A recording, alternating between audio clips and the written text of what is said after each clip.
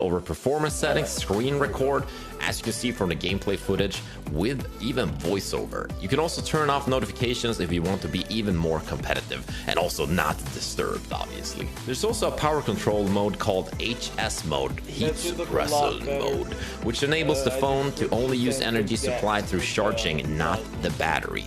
This means you can play games for longer without overheating or draining the battery. It also has true front speakers, one at the top, one at the bottom. If you want to use headphones, there's a jack for that too. It's also easy to connect your DualShock controller, which I really like. It makes it even easier to get them nukes. If you want to know more about the phone, you can check out the Xperia's YouTube channel. Link is gonna be in the description. To try out the new phone, I brought it along on a little fishing trip that I took together with Sweden's biggest fishing channel, Kanal Gratis.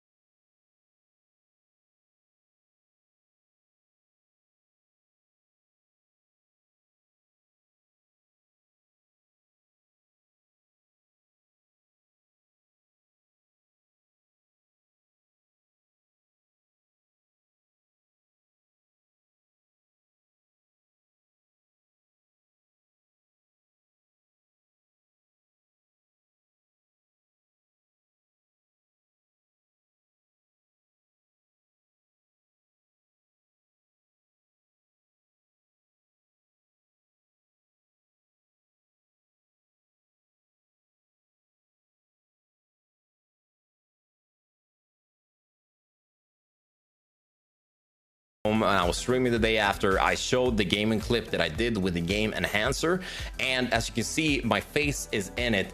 And my Twitch viewers, when I was streaming, I showed this clip, they said, wow, that looks like a real nice dad angle, because I was just sitting right there. And that could be my new profile picture. But enough of that, let's get into oh no, what did I press?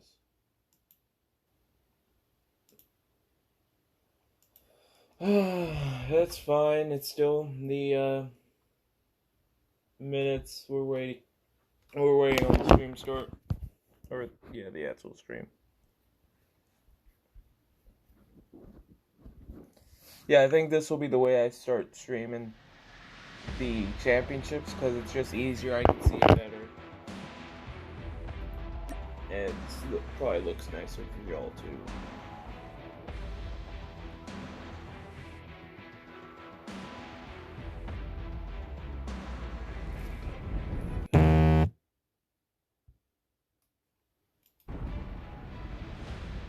Alright, while we wait, let's go to our clan first.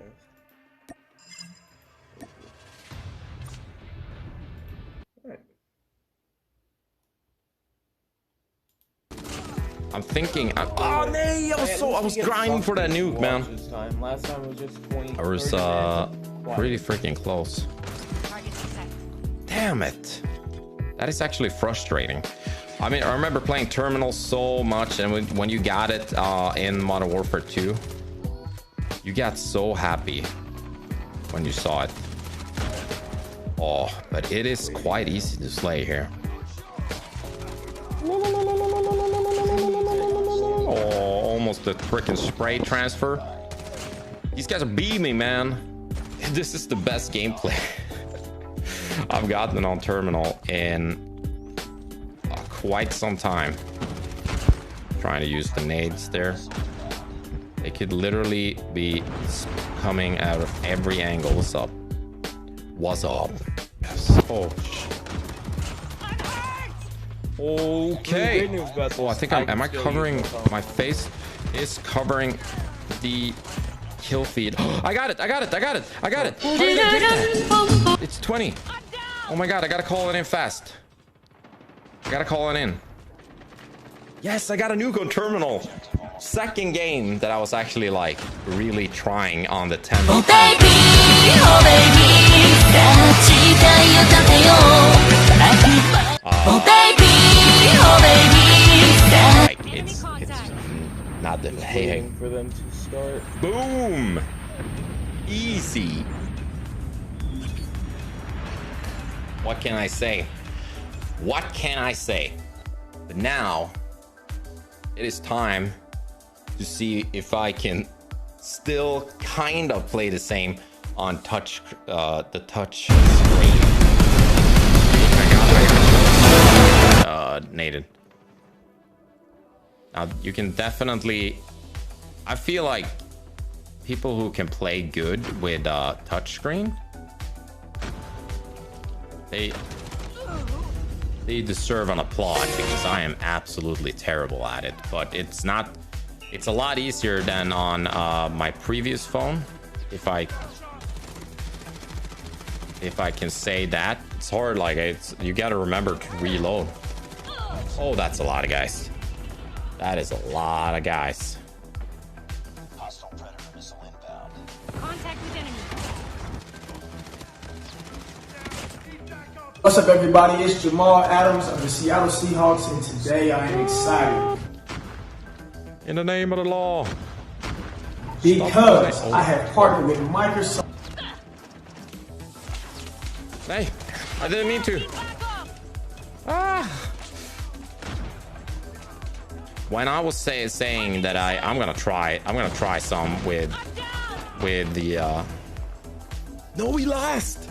When I said I was gonna try some with the touch screen feature, I thought it would be garbage, but I'm actually not half bad at it.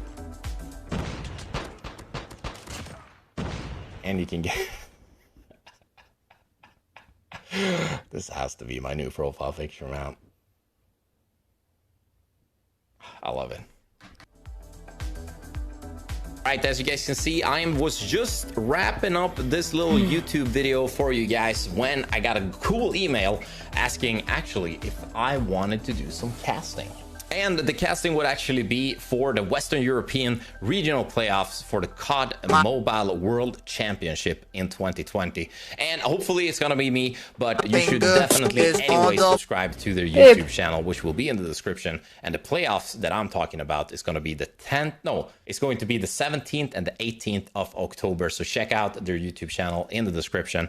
And if you want an advantage in Call of Duty Mobile and other competitive mobile games, I suggest the Xperia 1 Mark II. And I want to say thank you to Sony for hooking me up with this collaboration. Now, I hope you already have dropped a like, and I'll see you guys in the next one.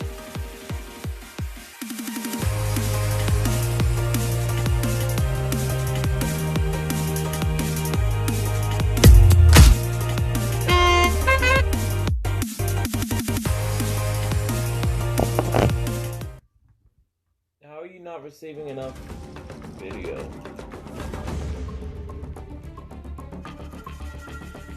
$14 left. We're almost at the first reward.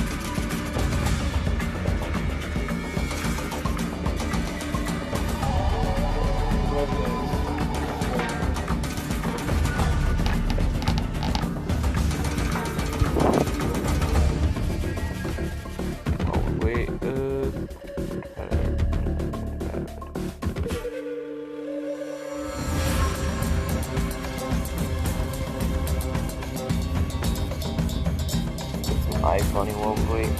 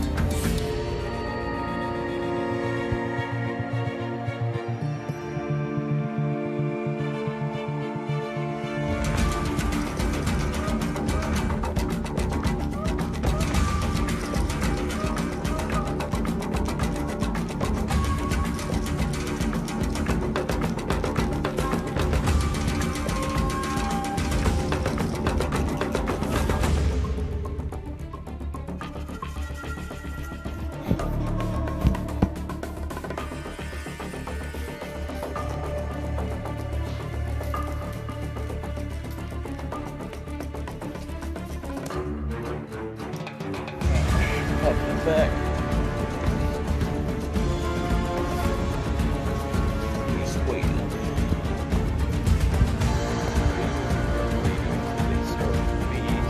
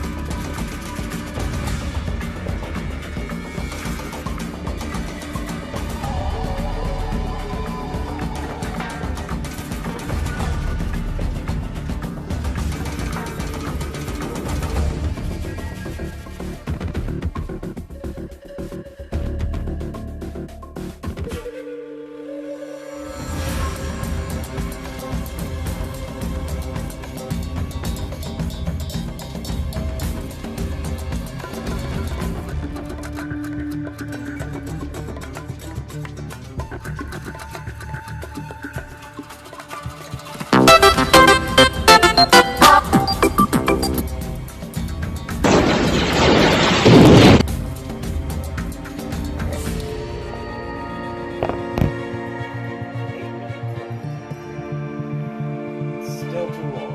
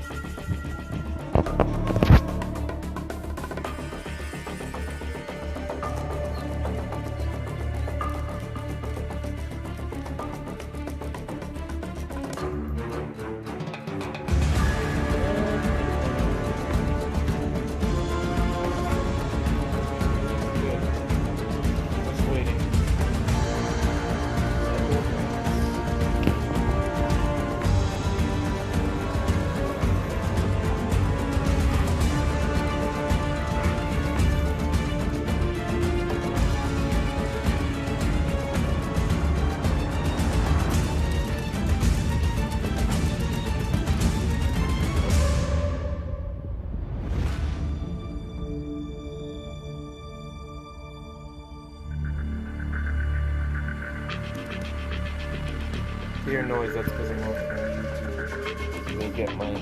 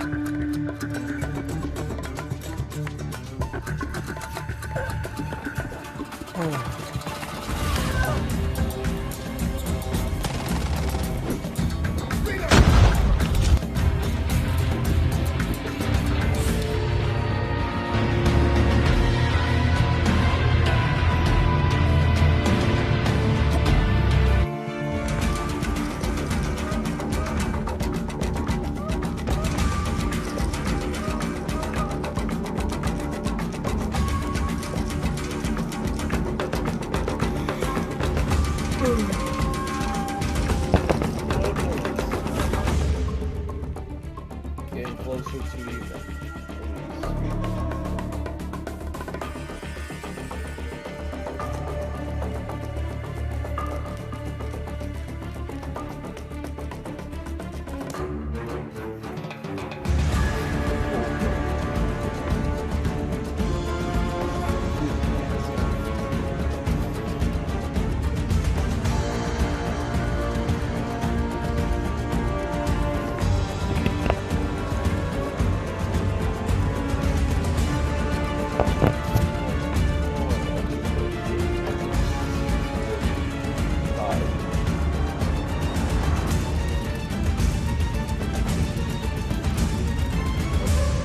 That way it's late, or later for me. I can sleep.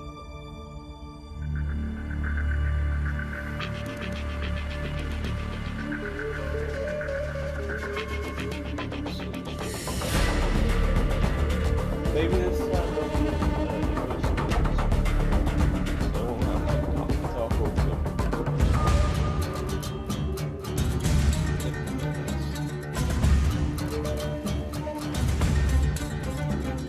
I may actually be behind, I just realized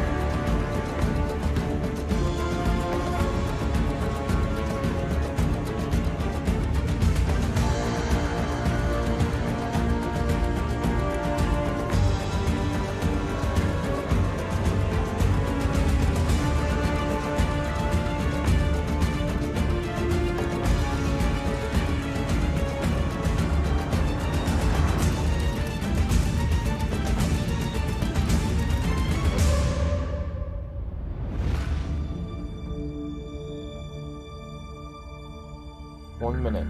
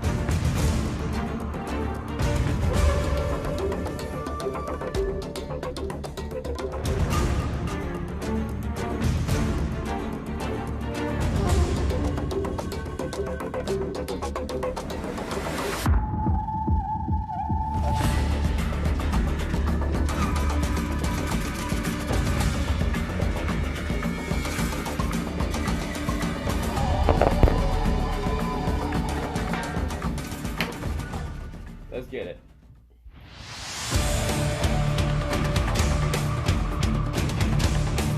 Last one was the Black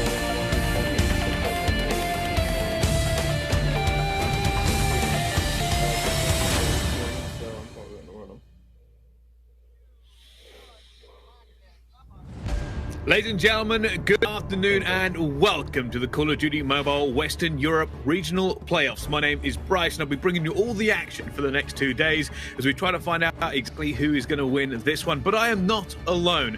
Joining me here to kick things off, I'm joined by Tun and Tabes. First of all, Tun, how are you? Bryce, I'm just glad to be back in your presence over the internet, of course. But I didn't mean to pause you. But you know, I'm just super excited again. Some Call of Duty Mobile, something a little bit comes out on top here in Europe.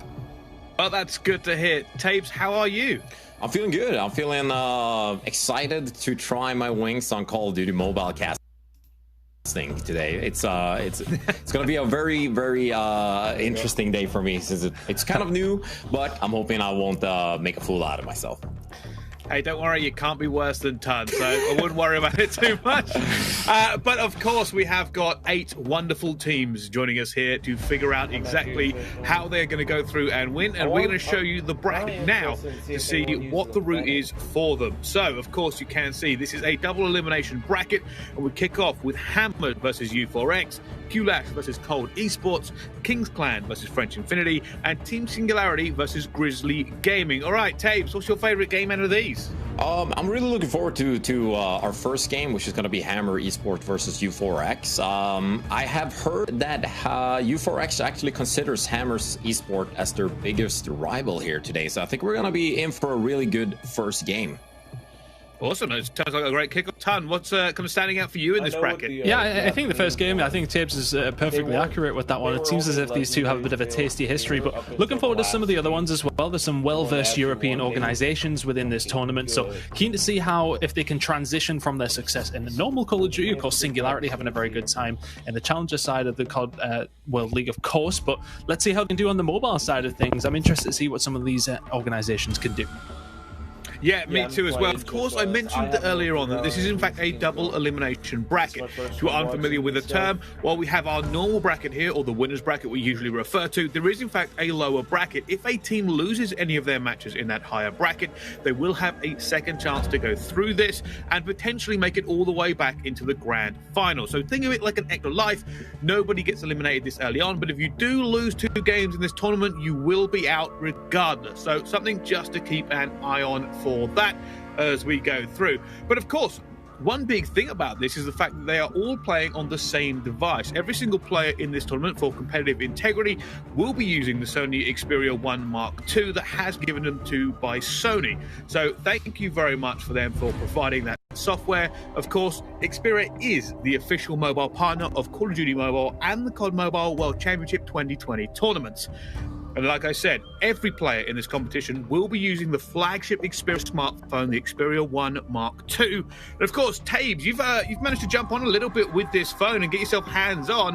What do you think? I'm actually really impressed. This is my first time using this big of screen as well, because the resolution there is 21:9. But there's also a built-in app called a Game Enhancer, which I tried, that lets you record, and also you can have your camera that's you already have on your phone for your recordings, which was actually really impressive.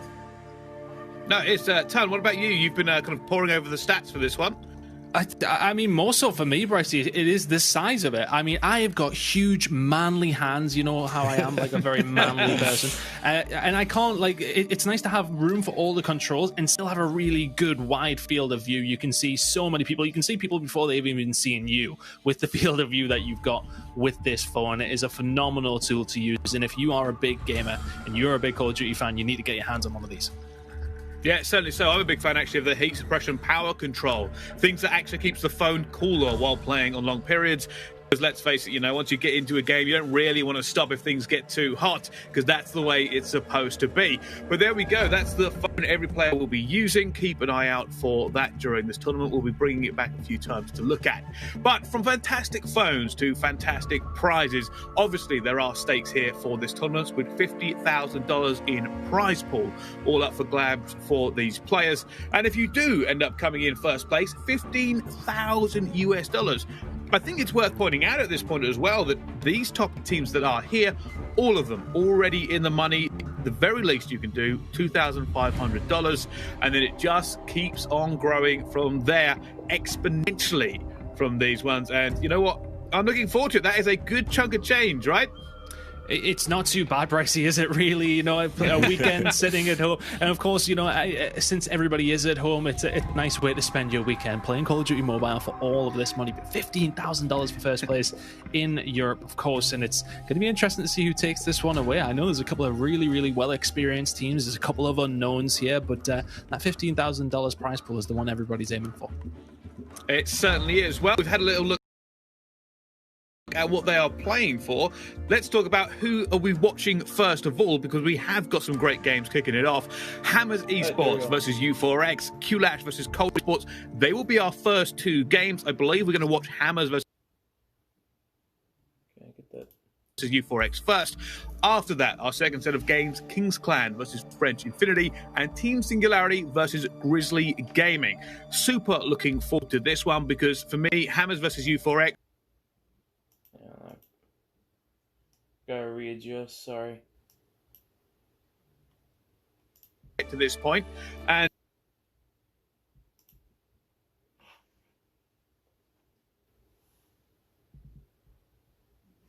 I do apologize.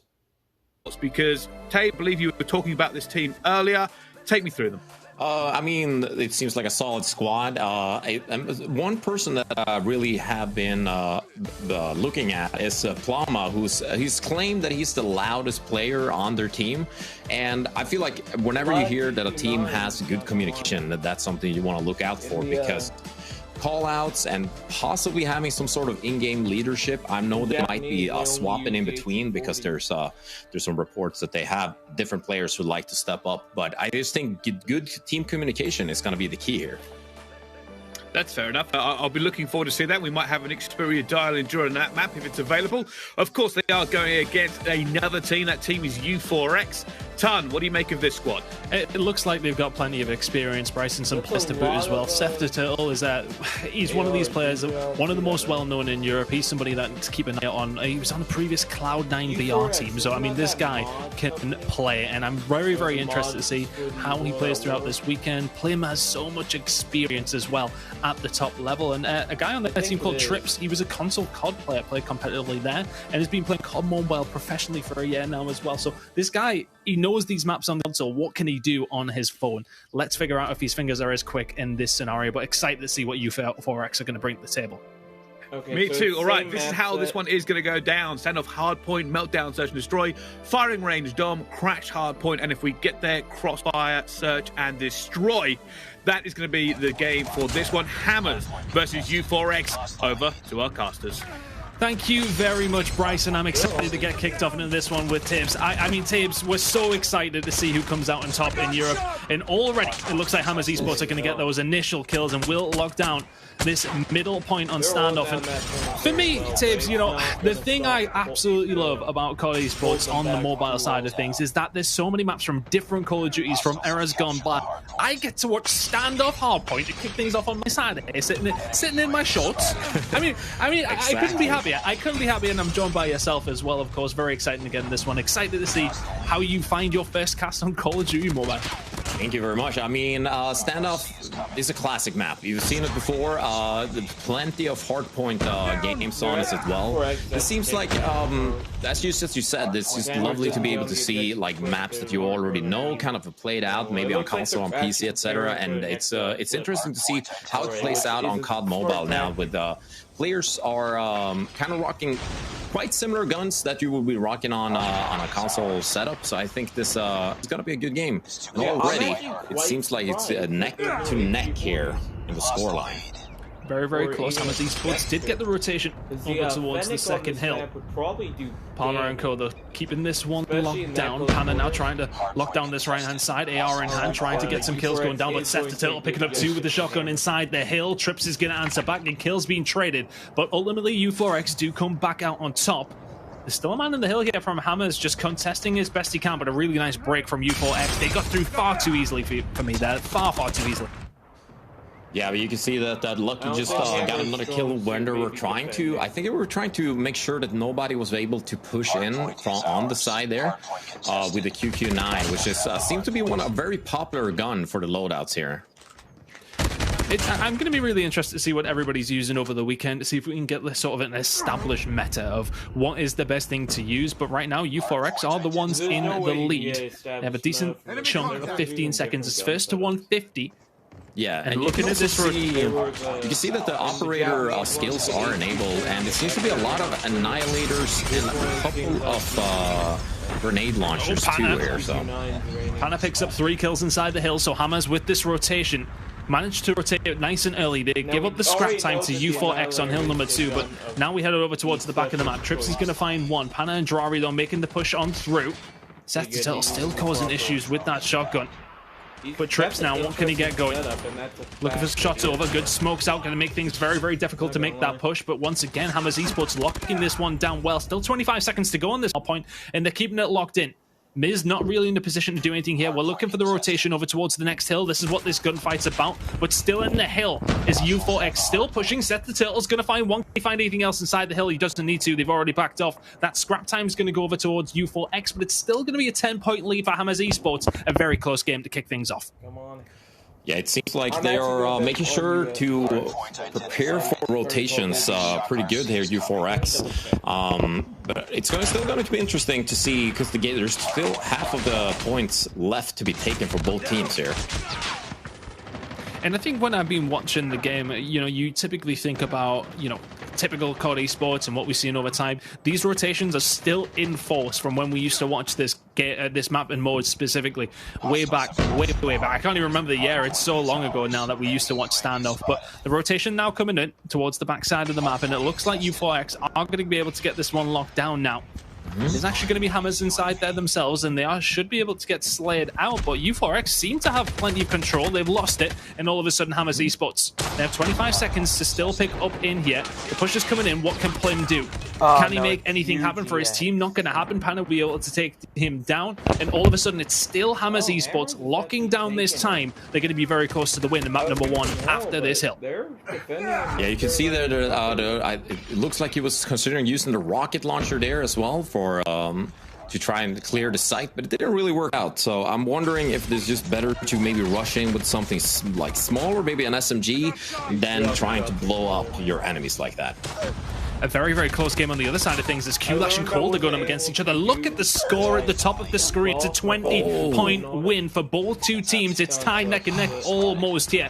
Qlash, though, do have down this hill. They've got this locked in with 35 seconds to go. They only need 8 more seconds. If you're Cold, you've got to go, and you've got to go now. Contestation comes on through. Mare at the back there. What's he trying to do? He's going to now pick it up and get inside the hill. Can he lock anything down there? It should really be Qlash locking this one in. Still contesting. Qlash should be able to get this one done, and they are going to take map number 1 on the other side of things. But let's go back to this game that we were just in. U4X and Hammers still going hammer and tong here. 129 to Hammers, 90 to U4X. It's about a 40-point lead. They don't have rotation right now, but they're looking to get towards the second hill. It is Hammers the one inside that hill. U4X have got a break. Maybe not. Looks like they could maybe do a little comeback here. I mean, they were down, what, maybe 40 points there? But it's still hard points. I mean, things can change pretty quickly if you get the rotations down and you know where your enemies are kind of spawning too. Yeah, they've won the rotation. They won the battle. They managed to get some kills, and look, you can see Hammers Esports now flooding over. U4X can still win here. If they can lock this down for the final 49 seconds, they will be fine, and they will walk away as winners of map number 1. They should be able to catch up here, though. But can Hammers break on through? The kills start to rain on through. It's mostly U4X in the kill feed in the top left corner. Trips and Scepter Turtle combining very, very well. U4X locking down this second ill set through the middle of the map with a shotgun. He's suppressing them. He's pushing them further and further back. This is the fantastic hold from U4X. 140 to 129. Trips still in the middle, trying to do as best he can. Is this the opportunity though for Hammers Esports? Can they get in? 146, 147. They've got to go. They've only got 2 more seconds. They're not going to have time, and that is going to be U4X with the comeback, with the hold on P2. 150 to 129. They take map number 1. And what a pair of games we've had to kick things off here. Tibbs, that was so close between both of them. I'm just really impressed that we're getting really. I don't like how we're getting some good games on standoff there. It's one of my favorite maps to play Hardpoint on as well, and I'm just glad that we're really seeing some skills from these players.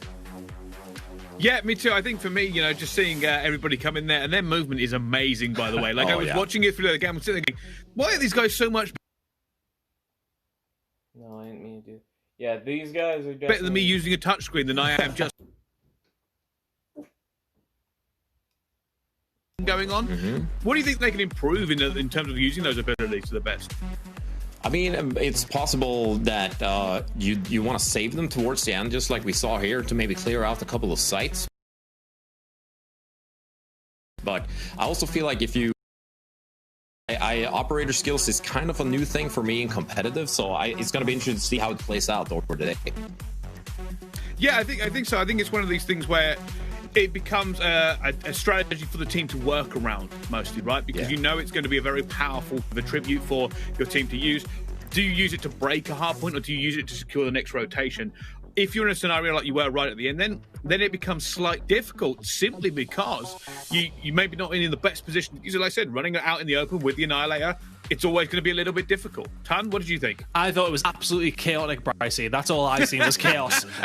There was no tactics in terms of when they're using the specialist. It was just like, right, screw this. We're just throwing everything into the hill, and it was just absolutely manic. And I am here for it. I live and breathe it. I love to see this. It was just, there was not really, I mean, the only sort of setups we've seen was obviously the rotations. Obviously that rotation around towards P2 is very, very important. And it just seemed as if Hammers had that for the most part, but U4X, they got a hellish hold. And I think with Seth running through the middle of the map with a shotgun as well, I mean, as I said, it's chaos. It's absolute chaos, and I'm here for it all weekend long. I want more of it. Just give me more chaos. I thought it was interesting, because obviously one of the things we always keep an eye on in Hardpoint is the rotation. Now, which team do you think did the better job of securing those early rotations, Ton? I mean, it seemed as if Hammers were the better one at doing that, but it was U4X who just stayed in the game. They were staying in the game. It didn't really seem as if they were getting a big chunk of a lead. However, then U4X get that really, really good hold. They keep it scrappy in the middle on the second rotation on P1. They get over towards P2. After it was Hammers who originally rotated better, U4X break it, hold it for a whole 50 seconds to win the game. So U4X will be feeling pretty pumped up right now to get a 1 over Hammers, who, as said, are a bit of a rival towards this team. There is maybe a little bit of bad blood between these guys, so I'm interested to see if U4X can keep the momentum going, or if Hammers can bounce back after a tough loss. Map number 1. Yeah, same thing to me. It's already being a very close game for that Hardpoint. Tabes, who could have stood out for you then? What was the key player in that matchup? I did see that Seth the Turtle here, he actually managed to get 20 kills, which was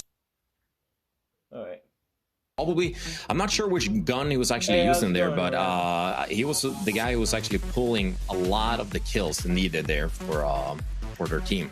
How's it going around? Okay, no, I can agree with that. I mean, obviously, kills make the biggest deal coming through as well. But one thing that I kind of thought was really interesting, obviously, with the way that this game works, is it did seem to be heavily stacked hard points. And going back, when you got a 5v5 on a map like Standoff, it did seem to just kind of devolve, and whichever team can deal in chaos seemed to come out on top, right, Ton? That was it. I think one thing that I really noticed on the final Hardpoint was how Seth pushed himself out. U4X had control, and how often have we said it down in the years? You don't just turtle up inside the Hardpoint. You get control, you get the spawns, you expand out, you push them further and further back. It means Hammers then spawn further back as well.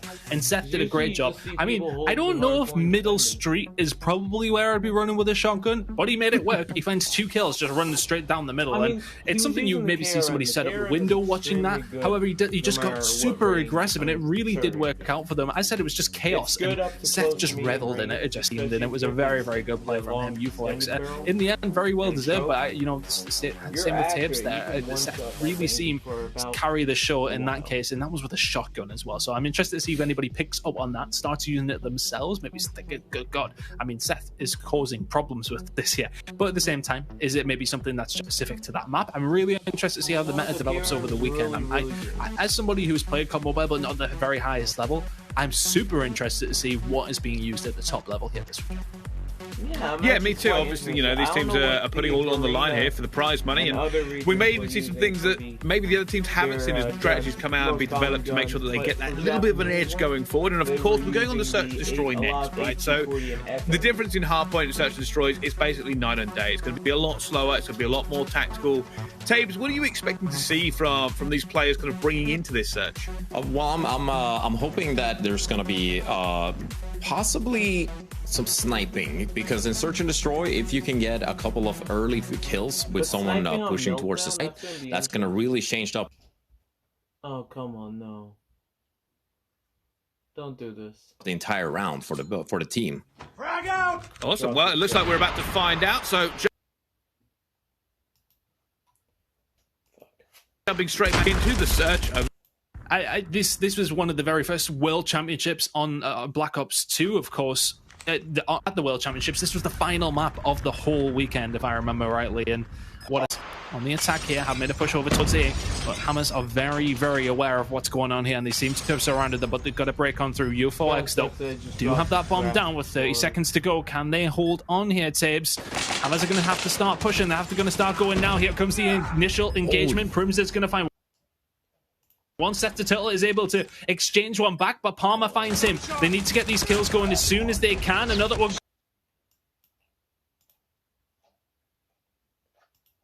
There we go. Played by Hammers. It took a while for them to get to the point of where they engaged, but when they did, they were clean. They picked the kills, and eventually a 2v1 is how it folds out. Hammers take a 1-0 lead. Okay, I mean, that retake was really good. I would say that Hammers Esports seemed like they were kind of knowing what they were doing. They wanted to push in, kill a bunch of U4X, and then get the defuse down. Once again, it's a big hit over towards A.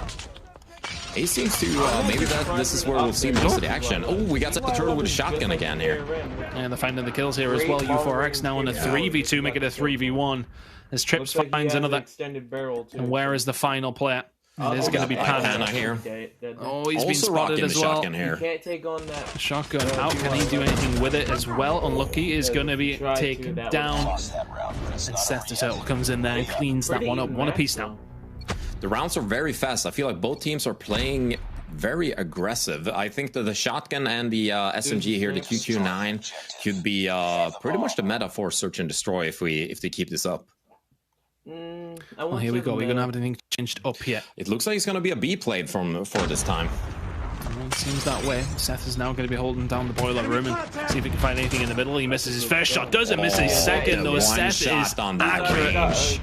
Oh, that's so hard to take if you're on the other side of things. But U4X now trading kills away 4v2. Make it a 4v1. Hammers Esports are bleeding rounds here. U4X Drari left, and he has a sniper, I believe, but he couldn't do anything. He gets Klim and then gets taken out. Very nicely done.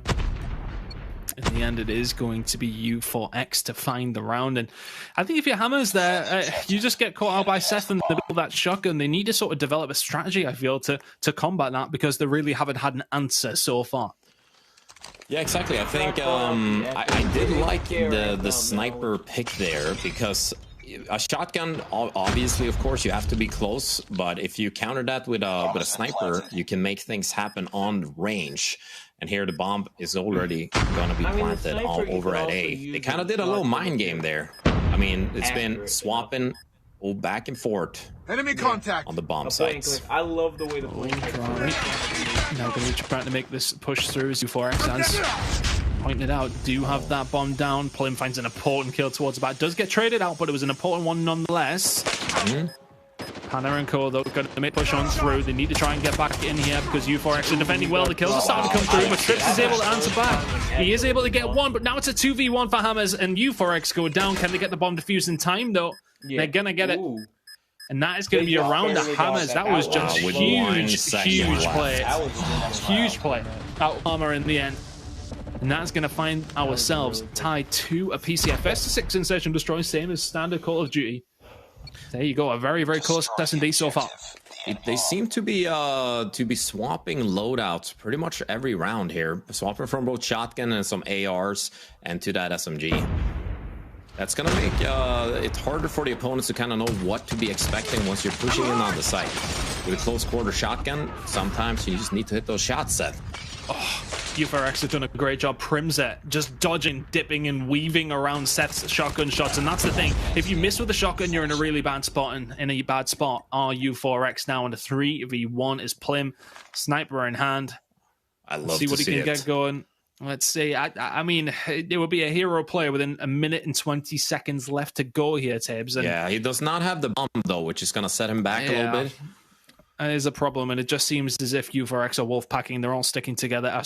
On the other side of things at Hammers Esports, they're all just sticking together. There's no point in them moving away from each other. They should be able to trade, even if Plim does manage to find one.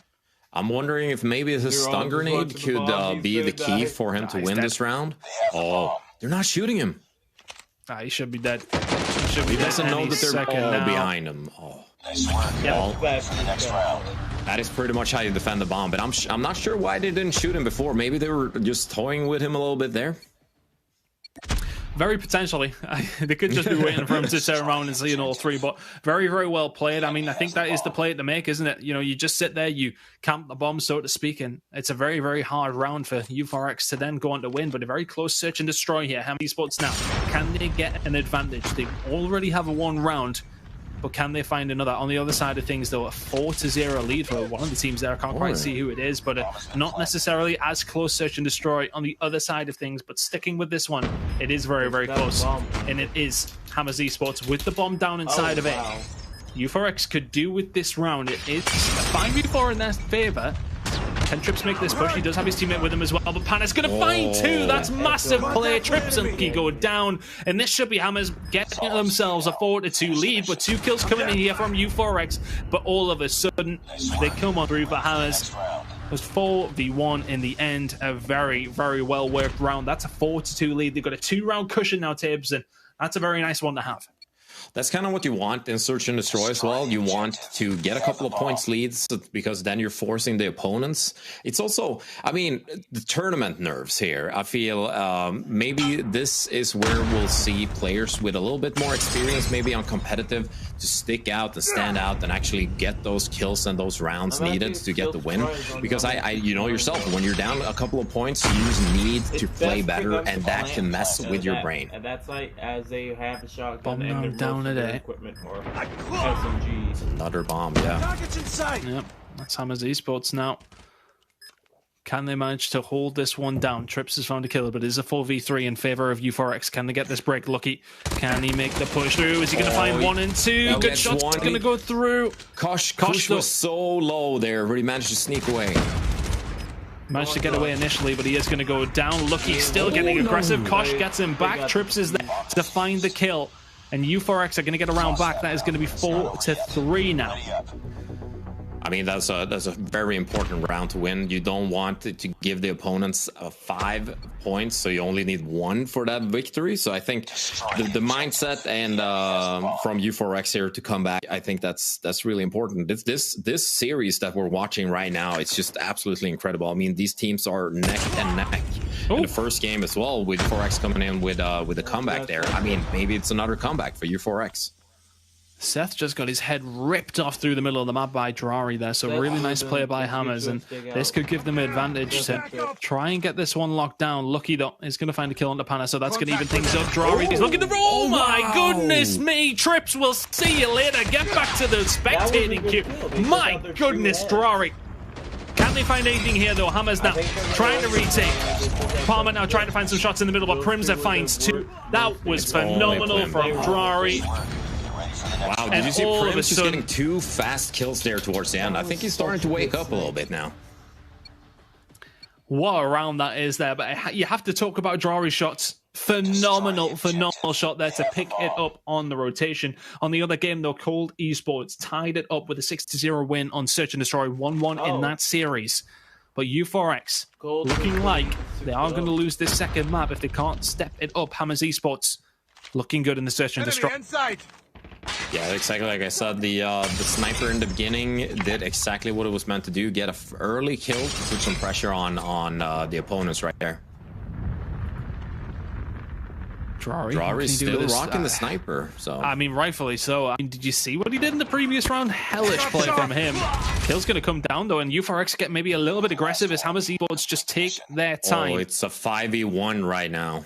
Oh, that's not looking good for U4X. He is going to go down. That final player was lucky. That's a 6-3 win in the Search and Destroy, tying the game up at 1 apiece. And we really do have a game on our hands here, Bryce. We certainly do. Unbelievable plays coming in there. That snipe from Drari right there was ridiculous. I actually had to do a double take. I was like, wow, he actually just hit that super close as well. But there we go. Great play coming out from them as well. And I will give you two a little bit of an update of the Cold game. Cold did just 6-0 Q-Lash, I've just been told. So big games going over there in their Search and Destroy. But let's talk a little bit about the one we just watched, right? So obviously, you know, it was U4X looked pretty good in the beginning, but ended up falling off. What do you think Hammers did to kind of turn it around? I mean, for me, it was just super aggressive at all times. And where U4X were getting away with it was when Seth was getting in a position where he could use that shotgun well. After the first few rounds, though, he wasn't really that much of a factor. He got picked off in the middle a couple of times as he's trying to get in a position. So that's really good adaptation from Hammers. They start to sit back a little bit. They start to take their time. Yes, okay, the aggressive gameplay was where they were getting it done, but they're shutting down players who were too effective when it was aggressive by sitting back and being a little bit more passive. They find those kills, then get aggressive with their numbers advantage. Worked it very, very well nearly every single time they had that advantage. So 6-3 win doesn't flatter them whatsoever. They were very, very strong throughout. Very, very well played there by Hammers. It certainly was. Well, we'll be going to map 3 in just a few minutes, but first we'll be going to a quick break. Don't go anywhere. We'll see you soon. They're in an ad break. You know what phrase we can finally retire? What phrase I mentioned? Good. For a mobile game. Fun fact, Sony... Alright. Some of us were born just good, period? Maybe even great? Turns out we do. Call of Duty made the impossible mobile game with Call of Duty Mobile, and Sony made the impossible smartphone for gamers with Xperia. I can get the edge with wider than widescreen, enhance my game literally with Game Enhancer, share my epic wins with the flick of a finger, and do it all while I keep my cool with HS Power Control. It's casual when I want to kick back, and core when I need to kick butt. It's the gaming experience built with me in mind. Sony brought the gear, and Call of Duty brought the game. Sony's Xperia plus Call of Duty Mobile. Because gamers deserve great, wherever we are. What are you doing, cat?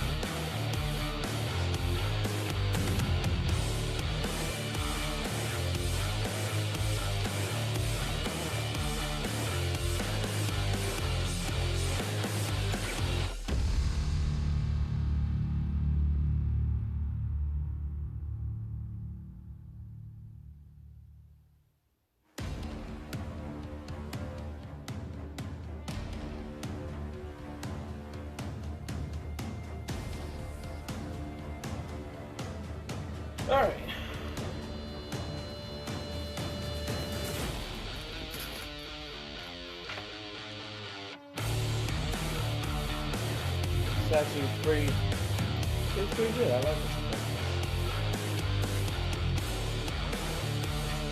Let's go. Okay.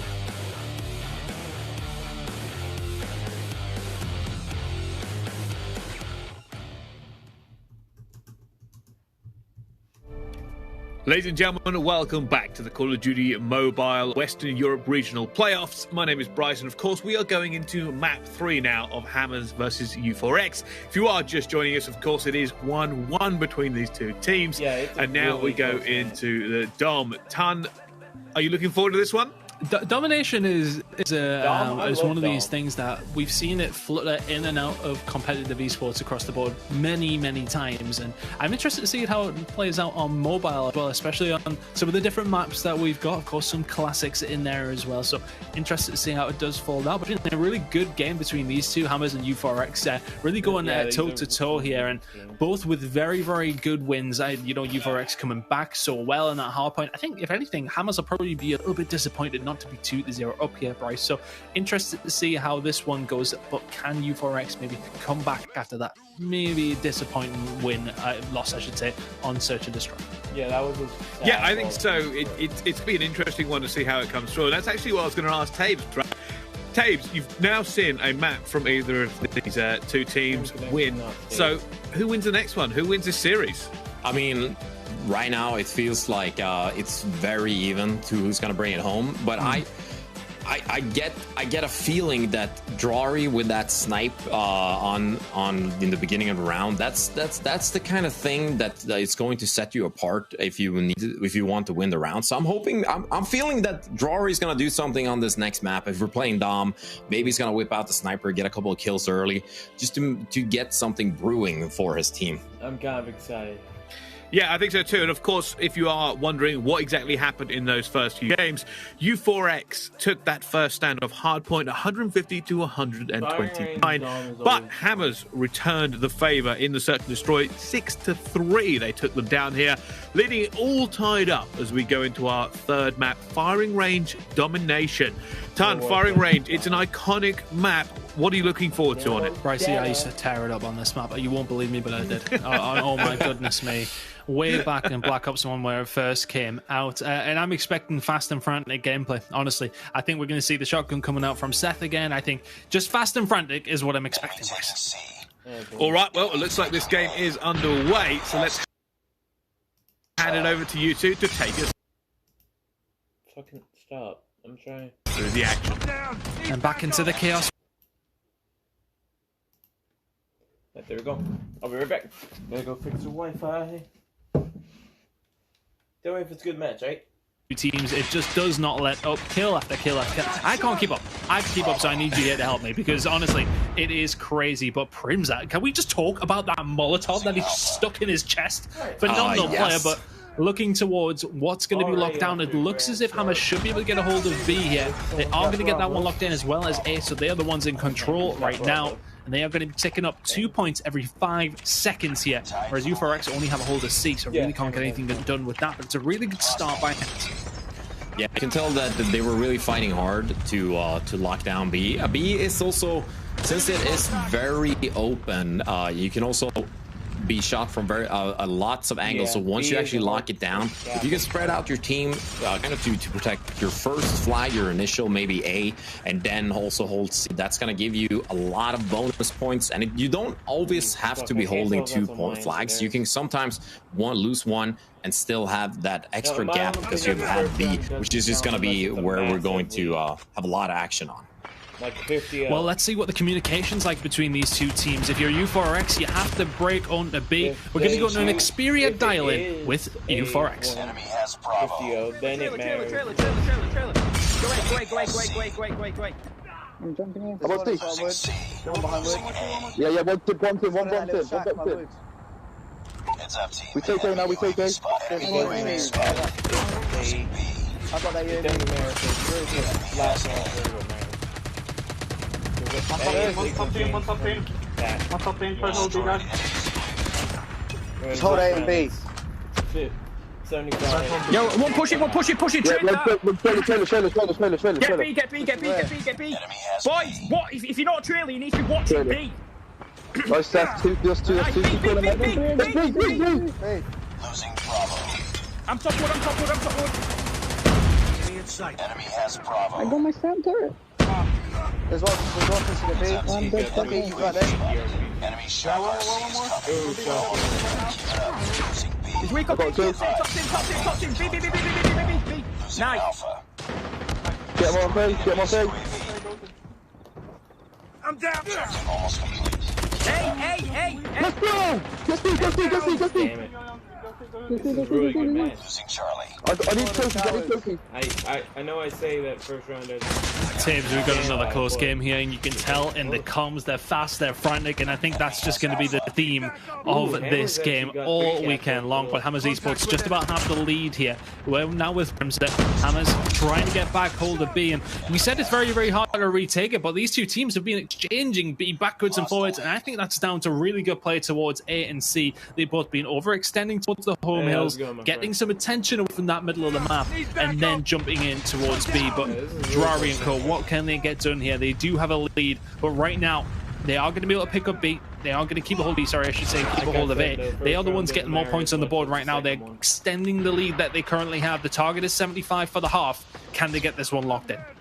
I'm really, it's going to be interesting to see. Oh, it's actually 75, so we're going to be swapping sides right now. But you can tell when we were doing the Xperia listening there that both teams are fired up. They're fighting for B. They're doing the callouts, and the play that we saw there with wall banging, firing range has a lot of like map layouts that you can actually wall bang enemies through it, and they also seem to be calling in UAVs on like fast, so they know where enemies are actually hiding. So I mean, wall banging, communication, and some fired up teams. This is just neck to neck still, and Hammer Esports have both C and B locked down, so they're going to be getting a little bit more points here. But I mean, it's anyone's game right now.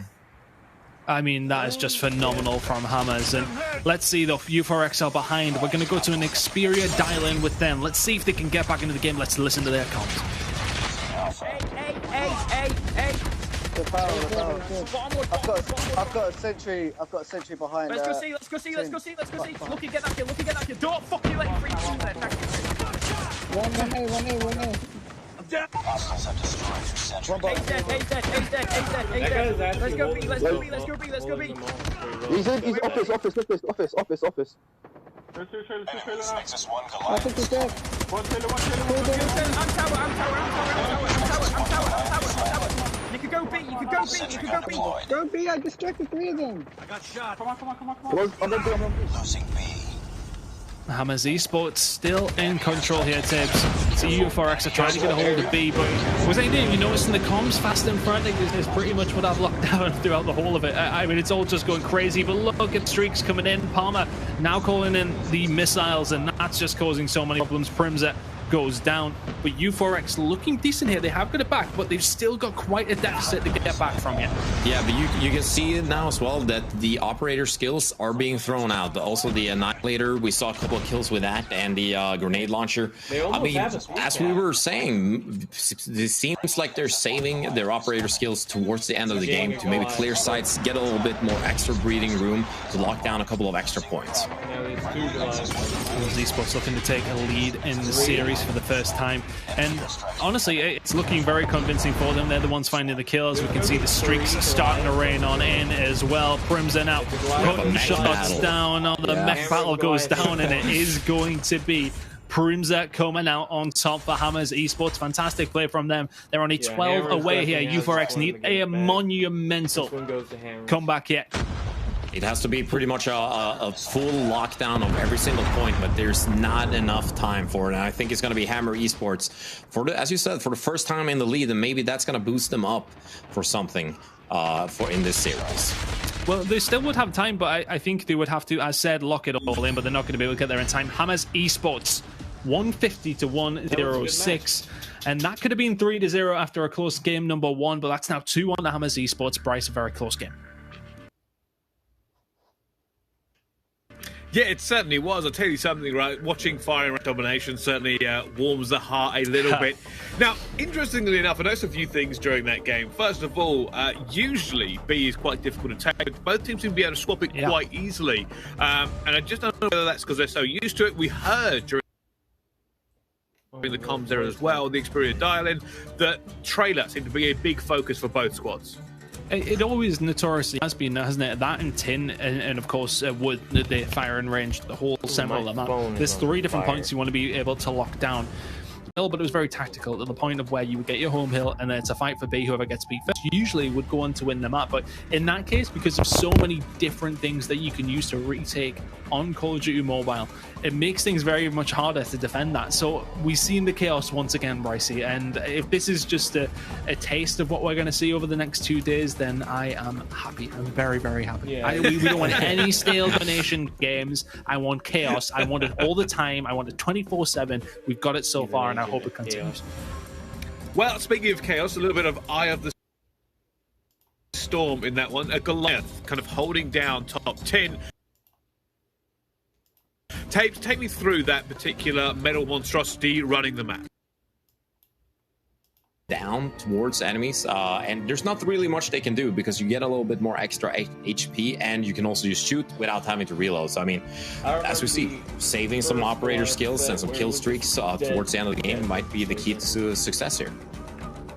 Yeah, I think so as well. I mean, for me, I saw some of the power things coming. I saw the shock RC, and that looked about the most frustrating thing I've ever seen. Like, I saw him get stuck as he tried to slide towards that B, and I'm sitting there thinking that's obviously a really good use of it here, because a lot of the times you are going to end up holding basically what you call your home domination point and then fighting over B. It's rare, and I think in the 5v5 Call of Duty Mobile that it's going to be rarer to get that split. Usually you occasionally see teams try to push like an ANC split here. Yeah, didn't really happen that much for this one, but I don't know. I think both teams doing very well. Hammers do seem to be coming out ahead though, but let's talk a little bit about our other game coming in now. It's going to be Cold Esports versus Q-Lash, currently on the Dom, and as you can see, Cold doing fantastically well. Yeah, and just to see how who's going to close this one out, of course. There we go. They're locked in for them, surely, and they're one of the favorites coming into this, so they would expect to be walking away as winners in this game against Q-Lash. But to lose that first map in very, very close circumstances is maybe ignited the fire that they needed. It sparked that fire, and once again, Cold Esports walking away with the map win. That's going to give them a 2-1 lead heading into map number 4.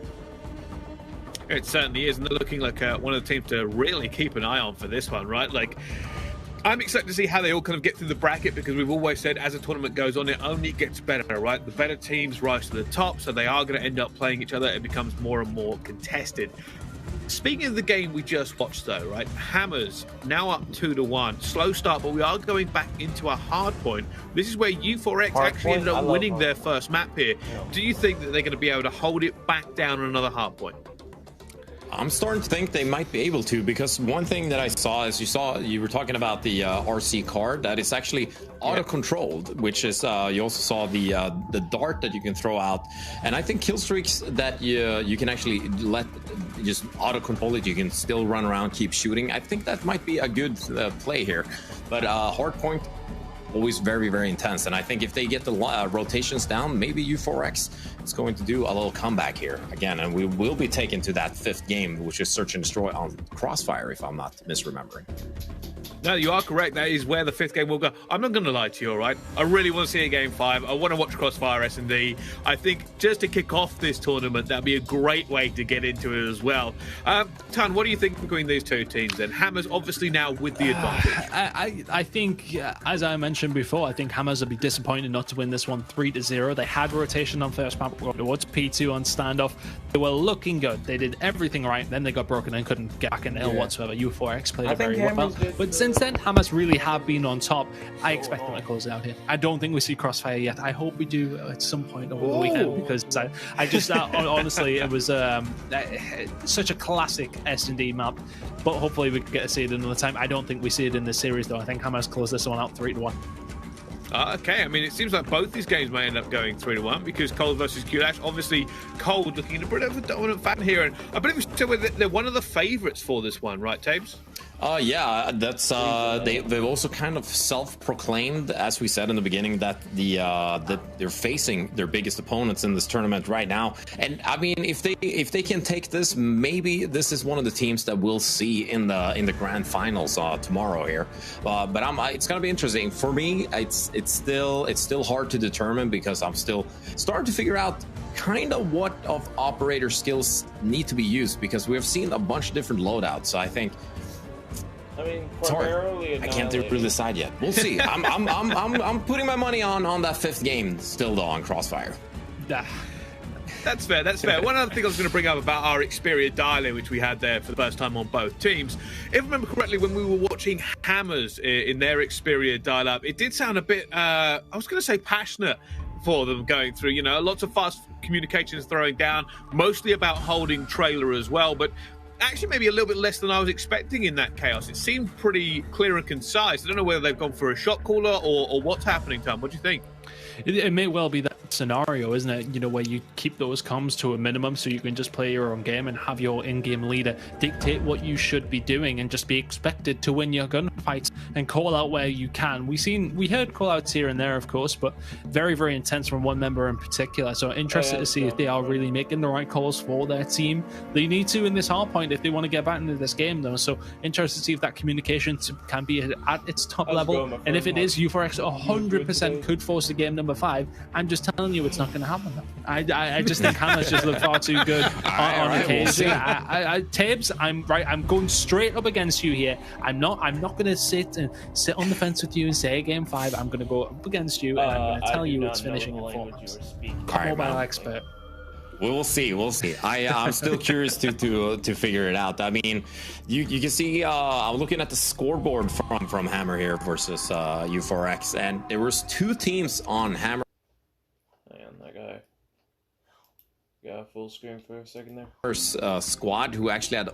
I don't like being full screen while they're talking. I know kills are not the most important thing when you're playing Call of Duty. But it is pretty important because you're going to set back the team. You're going to force them to respawn. I mean, we got 2 strong fraggers already on Hammer. I would say that they're not important. Yeah, I think so as well. And for me, watching these players for the first time, like I said, you know, I'm learning here as maybe some of you are as well as casters. But it's been so interesting seeing the strategies come out here and what gets used. Like we said, we're now actually going to jump in to the Cold Esports versus Kulash game for just a while that other game gets ready to go into map 4. So let's have a little look at how this one is going down on Crash Hardpoint. Oh my word, Crash now as well, Pricey. Oh my goodness, I'm thrown back the years. Call of Duty 4 was the very first Call of Duty I ever played, and Crash, the classic map from that game, of course, there was so many. But this one really did stand out, didn't it? And it has been the most remade map in Call of Duty history as well, because it is just that good. On Hardpoint, though, not necessarily what we've seen at a competitive level on this map specifically, Tabes. What do you think are the keys to victory on Hardpoint Crash? Is it top story control? Is it early rotations? Just give me the knowledge. I know you want to inject it into me. Give me the knowledge. Well, as you said, this is the first time I believe I'm watching Hardpoint on Crash, but this map has been in Call of Duty pretty much forever. I even think there's a Christmas version of this map somewhere out there. Maybe it was only on some sort of weird PC mod, but it was lovely. I think since this map is very drawn out, you can there's still a couple of lanes. There's mid lane and there's left and the right one, but hardpoints can move pretty rapidly from one side to the other. So I think rotations here is going to be very important to lock this game down. I think that's just, you know, it's Hardpoint all over, isn't it? But the rotations, especially P4 and P5, are on opposite sides of the map. Yes. All the way over, so you got to make sure you get these rotations down. But right now, Cold Esports are the ones getting it done, 70-34, locking down bottom 3 stories. 3 stories, just one of these places you think on any other mode you want to keep locked down, but only need to keep a hold of it when you are, of course, in these hard points. Yes, exactly. Good God, though, can they get the rotation? We also see, I'm struggling to remember what the operator skill is called, where you have 2 sticks that you slam down on the ground. Feel free to help me out there. Yeah, exactly. Those things are great for clearing out hard points. You don't really need to worry too much when you're actually activated it. You can just slam it down on the ground. You can clear a big chunk of space there. So I think that's actually a good pick to be rocking on a hard point, especially a map like this where you can actually pretty much walk into the center of the door and still not be exposed. So I think that could be an interesting choice of operator skill. Yeah, it's definitely that over history. You know, the grab spikes have always been very, very powerful in hardpoint. It's great to break hills, but right now Cold Esports are the one locking this one down. They're in blue, they're holding it. And it's looking good for them. If they take this home, that will mean that they have 3-1, which would change the entire game. Well, it looks like we've had a small issue on that side of things, but we're back into the game just like that. Love to see it. Cold Esports are still up and running. We can see now they are making this rotation over towards P4, but it is just one player from Cold inside the hill. Maria's going to get rid of iBot, though, and they should be able to lock this one down. It's Q-Lash inside the hill. They need a big hold there. They need a really big hold. Cold Esports are only 43 points away from taking this map and the series. It looks like they're going to be able to retake it right here, right? They have done, yeah. Jim finds 2. Oh, the Annihilator shot there, but not able to get any more than 1 from the looks of it. Couldn't find much more, but Cold Esports, as you said, have broken on through, and they can win it here. iBot finds 2 with the War Machine. They need to do more here, though, but Yaya lingering around the map, finds 1 from behind, but the kill starting to run on through here for Q-Lash, but they need to be so fast. Jaree's going to find 1 on Yaya, but Cold still locking this one down. They can still win over there, but the respawn's out, looking like it's going to work out for Cold as well. They're going to give over that scrap time to Q-Lash. Cold Esports rotate all the way on the other side of the map, and this should be nice and easy to lock them down. Can Q-Lash break this one? Could just need 11 more seconds. Q-Lash need to break perfectly, but here come the kills, and they're coming in for Cold Esports. There's the grab slab from Sav, and that is 3 kills from him. Spiky finds another. Cold should lock this one in. 9 seconds is all they need. And if you're Q-Lash, you're not near enough. You need to get the running shoes on. You're not going to be close enough. This is going to be Cold Esports to take the first series. 3-1 from them, and a very, very convincing performance on map number 4. It was impressive. I mean, the rotation, they had it under lockdown. I was thinking to myself, watching, they would have needed pretty much a miracle, possibly with the grenade launcher, getting like a 5-man kill or something like that to actually have a chance to retake. Yeah, I think so too. And for me, realistically, right, that was an interesting game to watch for several reasons. So one of the things I was looking at there is how effectively they actually ended up using those operator skills. Like I saw the Annihilator count, didn't get a lot out of it. The grenade you were talking about, unfortunately, he kind of had to push with it. I was surprised to see his teammate not maybe try and clear the way for him, allow him to get through for the trade. But yeah, got shot in the back, play away in the corner. Great play by them at the same time. But yeah, Cold Esports do seem to be a little bit of a cut above right now. It was just so well played by them, wasn't it? They seemed to have those rotations locked down, and when they didn't, they broke them so easily. So Q-Lash maybe need to go back to the drawing board. They will go down that losers bracket. Let's see if they can make a run through there. But honestly, Cold looked very, very good every time we've seen them. We didn't see the full series, as obviously we've been concentrating on the other one, but Cold were dominant. They were so dominant there. It's a very, very comfortable win on hardpoint. They'll be looking towards the win of the semi-finals with a lot of confidence, I feel. I don't see any reason as to why they can't keep going on. Very, very good performance.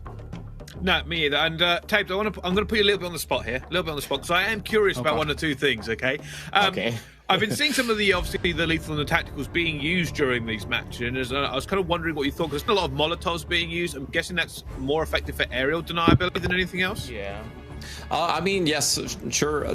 Mollies are a way to force players off something, because otherwise you're gonna burn off if you stand still on it.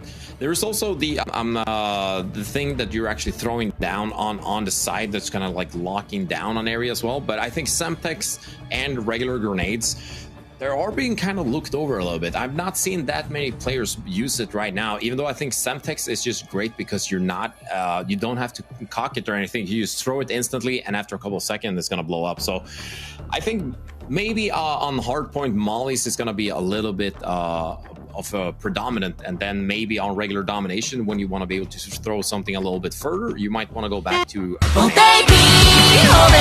Okay, I can see that. I was wondering about what they were all using here, and obviously A lot of them going down, and it kind of makes sense in Hardpoint, right? When you are specifically focusing on an area, well, locking it down or denying people in that area to get to it just makes sense in terms of the game modes you are playing. But Cold just seemed like a step above there, and they are having a great time as well. They're already moving forward in our bracket, and if you are a fan of the team, don't worry, they are going into losers. But we do get back to our regularly scheduled programming and jump back in with Hammers versus U4X. And we're back on Crash Hardpoint, guys. Over to you.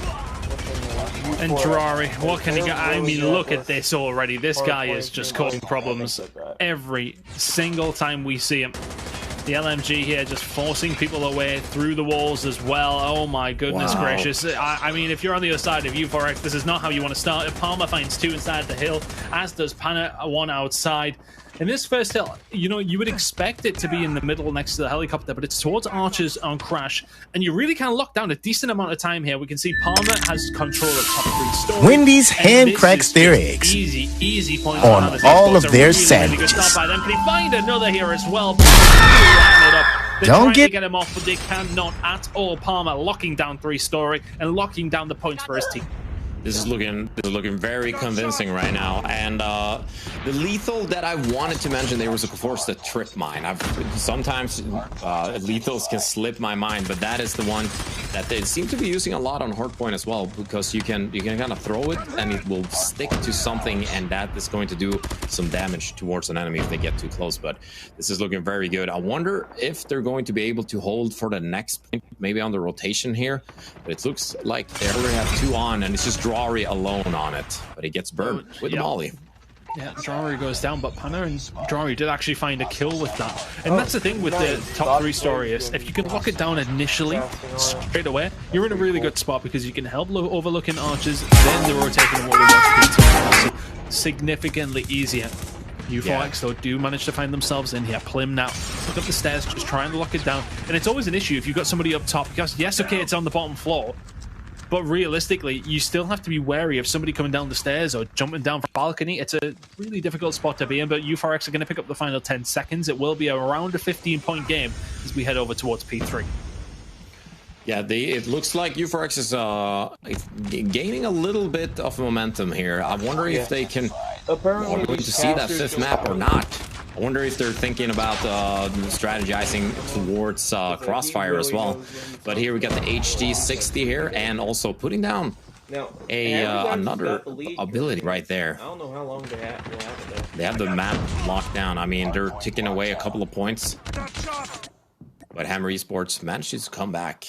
I mean, right now, this game, you cannot tell me to predict who's going to win. I feel like whatever I'm saying, it could be the wrong one.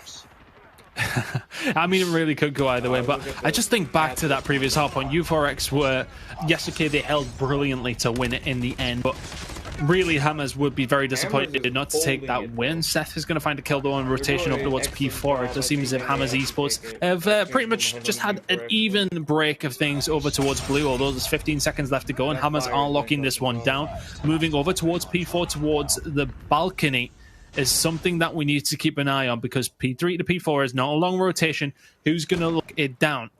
Well, seems as if Hammers are the first one here. Look at that Annihilator kill from Drari as well. Fantastic stuff from this team here, Tips. You can see that he was pushing out because he only had a couple of seconds left on his Annihilator there. So he was like, I might as well push out, try to get a frag with it before it disappears completely, and that's actually going to open up a little bit of space. And you can see Hammer Esports, sorry, they're all locked down on top of the point. And Drari is just popping. I feel this was a guy that I wanted to spectate a lot during this tournament, and he's already provided us with some snipes, but he seems to be pretty good with the assault rifle as well. He's just a good player, just a very, very good player, slaying around the map. 18 kills for him, and his team are benefiting from that as well. 110 to 37. This is looking very convincing. Yeah, it's looking very, very convincing. And look at this rotation now. It's Drari all alone. He is that needle in the haystack they need to find. Lucky will not know that Drari is here. He should be taken down. Drari now has this rotation for his team. Can he keep causing problems? We can see everybody from U4X making their way over. But here come Hammers Esports as well. 20 points for Hammers. Points left. That's all they need to get, and they're making the move over. Palmer, can he lock this one down? Euphoric need a monumental comeback here. Drari is still causing problems inside the hill, secures it as well. Miz is going to find him, but it's the damage already done. Palmer trying to push on through. Miz finds another though, and maybe Euphoric can lock this down. I feel like that play by Miz coming in from the back line, he was just fearless pushing in. That's kind of stuff you need to be able to get a couple of points, but it might not be enough here because, like Hammer Point, he seemed pretty confident in knowing how to retake it. Seth inside with the shotgun. Oh, not as effective as he was before as Kosh turns and burns. Seth goes down, and Hammers Esports only need 3 more. This is going to be over. It should be over. Hammers Esports are going to lock it in 3-1. A very convincing win on map number 4. Crash, hardpoint back and forth, but Hammers Esports comfortable and take the series. Well, there you go. Hammers will put the hammer down and take out U4X in this very first game. And what a dominating hardpoint actually was for them. They seemed to turn it up to another level. Ton, why do you think they were a cut above in that one? Drari is insane. Yeah, Drari. Yeah. That's fair. That's a good answer. It's a good answer. And actually, I do want to ask Taves actually a little bit about that, because I saw a few players from the Hammer squad using that chopper LMG to devastating effect. Why is it so good? Obviously, there's no ADS for it. It's hipfire, but they seem to be just so effective.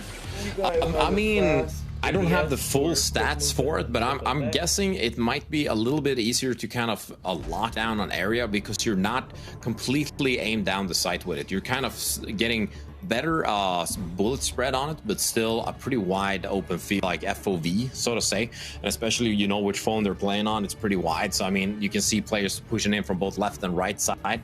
I wonder if that's not the reason that they're rocking it. And also, I mean, it looks very cool, so.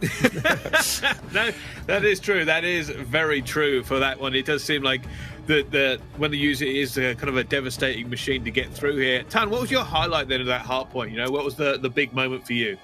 I think it was just summed up by Drari moving over towards P5 and finding like 2 or 3 kills. It looked as if U4X had full rotation over there, and it could have been the start of a comeback if they could have locked it down. A full 60 there puts them in contention.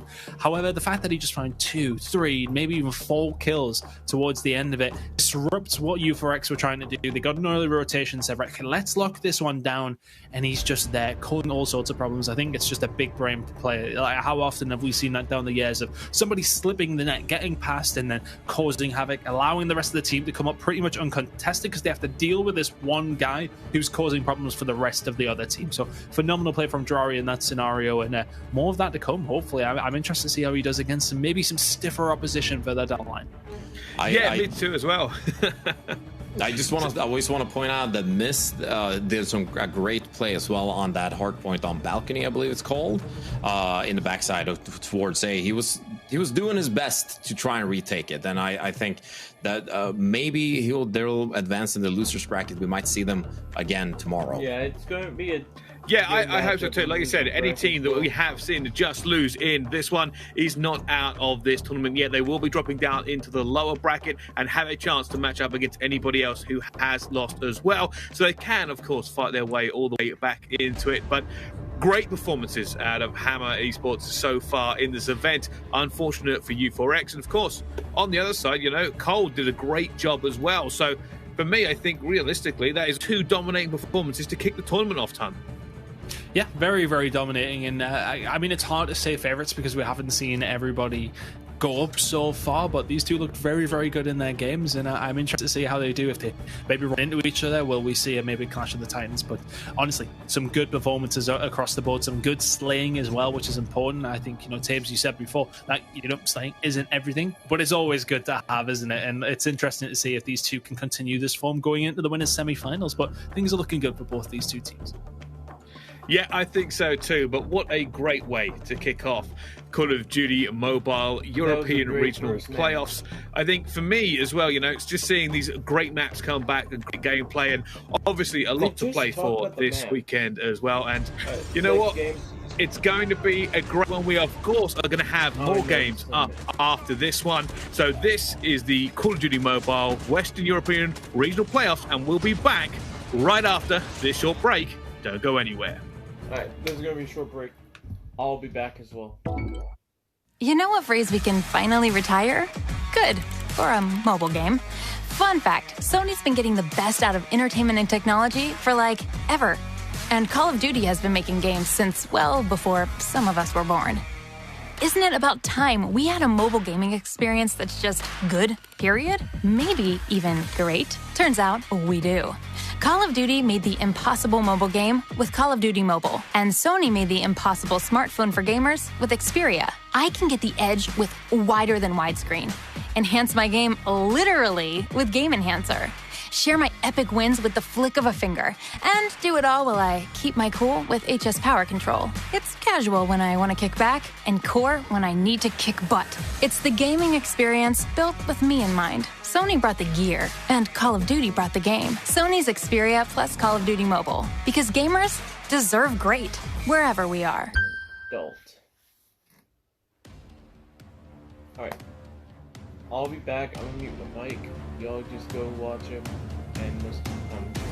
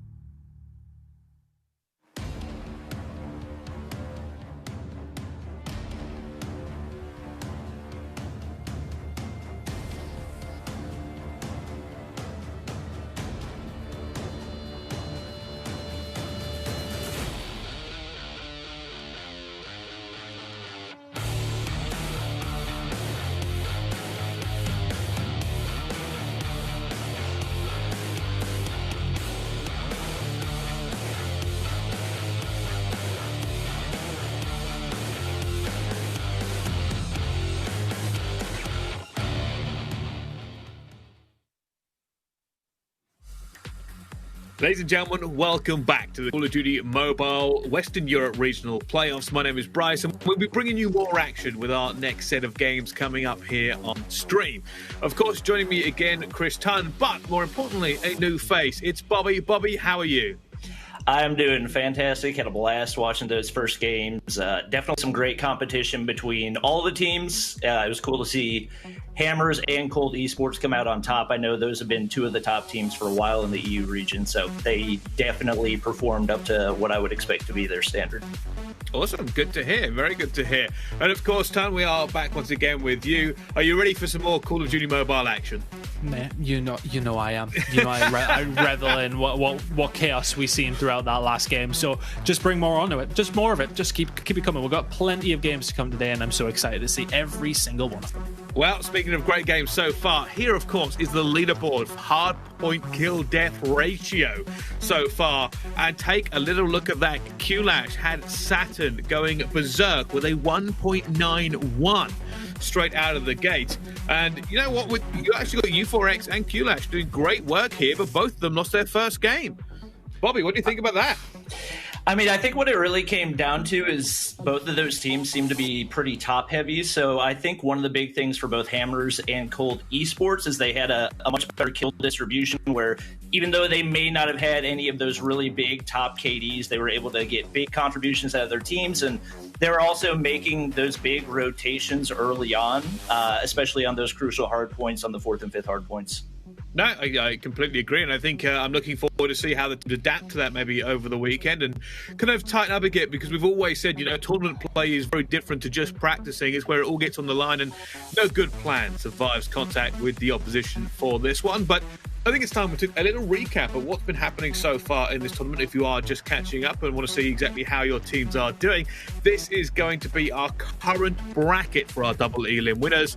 Right now, you can see Hammers Esports down U4X 3-1. They move on against Cold Esports, who took down Q-Lash in a very similar scoreline of 3-1 as well. So they will now be playing in the winners semi-final. But we move on now to obviously Kings Clan, French Infinity, Team Singularity, and Grizzly Gaming. And they will be trying to get forward in this bracket next as well. Of course, Q-Lash and U4X, they are going into our lower bracket to have maybe one more shot at getting to the grand final in this one. Any surprises so far for you in this one, Bobby? Not really. I think most people were probably expecting for Hammers and Cold to come out on top. Obviously, still a lot of really good players on both teams, and I would definitely expect to see big things coming out of both U4X and Clash. I think probably U4X, especially based on how they played in that first matchup, could very well make it out of the losers bracket and potentially have a shot at the championship. But I'm excited to see how those two match up in the losers bracket. Yeah, me too as well. I think it's going to be action all the way through this tournament. As, like I said, every time you get a win, basically, you get just more and more prize money. So everything to play for regardless. But let's talk a little bit about our next game coming up. This is the first team. It's going to be Kings Clan. Tan, what do you think of this squad? I'm interested to see how they come in. I mean, I know from my point of view, a little bit of an unknown, but just to see so many standoff favorite maps there, that gives me a warm feeling inside Bricey. So I feel good about Kings Clan, that they like such a good classic map. That's all I have. I like it because they like that map. I like it. Well, I mean, that's a great way to pick your team for that one. So Kings Clan looking like a standoff fan favourites for it as well. Bobby, let's talk a little bit about the opposition and this team in fairness. Have you got anything to add about Kings Clan?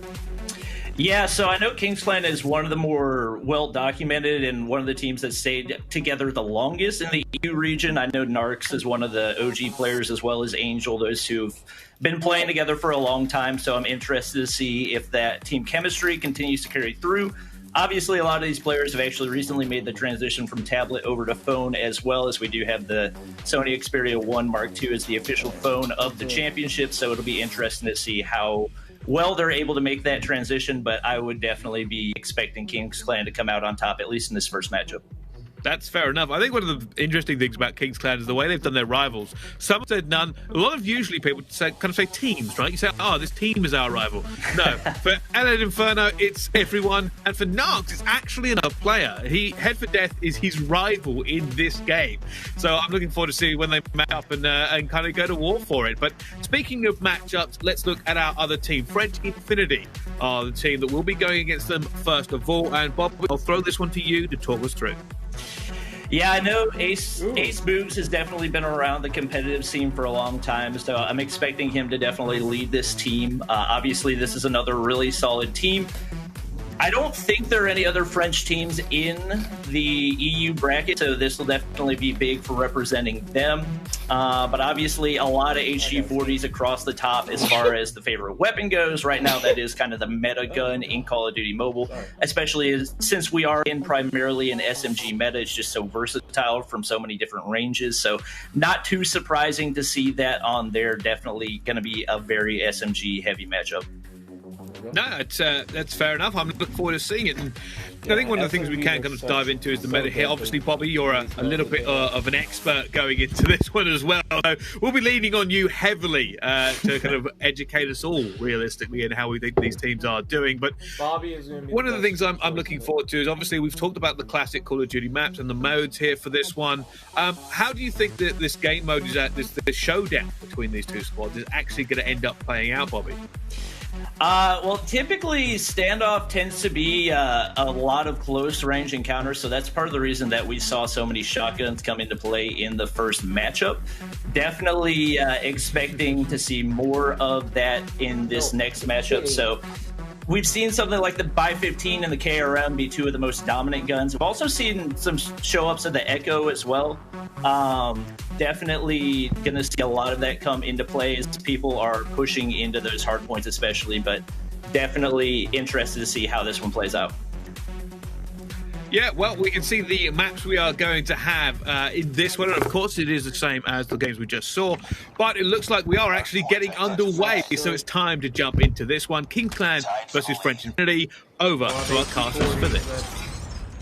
Well, Bobby, I'm very excited to get into this one with yourself and excited to cast some Call of Duty Mobile with yourself as well. An interesting game to get into.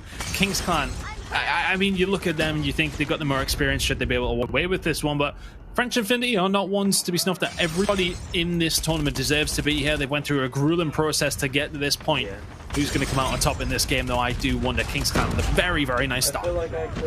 Yeah, nice solid 23-point start. Obviously, they do have the strong side heading into that first hard point on standoff, so they're going to be able to hold it for a good bit right there. I think we did see a few shotguns in play, but primarily SMGs with a lot of players rocking the RUS, which is not something that I've seen typically a whole lot in competitive Call of Duty Mobile, but seems like Kings has been able to hold this first hard point pretty well, and they're already set up for the next one as well.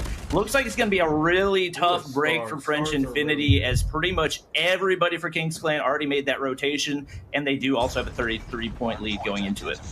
If you look at Vieira on the other side of things, already picking up 7 kills as we head over towards P2. That's a phenomenal start from him, really slaying things out. Interested to see if he can lock it down from Gas Station's side. He is actually getting taken down by Jolly, who gets aggressive, and they've broken it from the right. Phenomenal push coming in here, but can Kings Clan defend the second wave? Yes, they can. The kills coming in for them. EXZ and Inferno getting things going. Kings Clan still in control with 45 seconds to go. And I tell you what here, Bobby, if they hold this other 40 seconds, they are going to be only 50 points away from the win.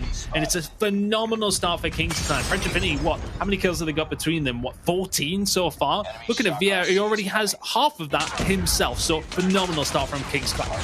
Yeah, we do finally have a contest coming out of French Infinity, but they're actually not even able to get the break right there, and just nothing really going their way right now. Looks like Kings Clan already sending out players to rotate toward the next hard point as well. If they're able to lock that down, honestly, I'm expecting them to win this within the first 4 hard points of the map. Their rotations have just been so good, and obviously they're winning their gunfights, which has played a huge factor. Veer and XZ combining for 17 kills right now, absolutely dominating this game. We got one player trying to go for the break for French Infinity, but he's not even going to be able to get anywhere close. This has been all Kings Clan so far, up almost 90 points right now, and still looking like French Infinity is probably not even going to be able to get a contest. This is a dominating performance from Kings Clan so far. They are a cut above, but kills are going to start getting traded out. Angel's going to be able to find one for French Infinity, but is it going to be enough to break on through? Maybe just momentarily. 30 seconds to go. Kings Clan cannot win here, but you do feel as if it is just prolonging the inevitable if you are French Infinity. Notorious is going to find 2 inside the hill. 4 men up for Kings Clan. They're now getting on the board once again. Jolly's going to find a kill, slides on through. Can he find anything else? Nox and Inferno combining well to defend, though, and Kings Clan, they can't lock down these final 15 seconds, but if we look towards this next rotation, they're going to be locking it down towards Warehouse. It's going to be difficult now for French Infinity. Kings Clan should be able to close it out here. Annihilator out for Vier, finds one. Can he find a second over towards the tank? It's a phenomenal shot. The Annihilator just causing all sorts of problems. Give him 3 as Vier locks down this side of the map. Flying around and doing fantastic work. Locks down the boxes. May find some more, but Kings Clan looking so good. Via looking phenomenal with 12 kills. EXZ with 11 as well. They are just slaying out here, Bobby.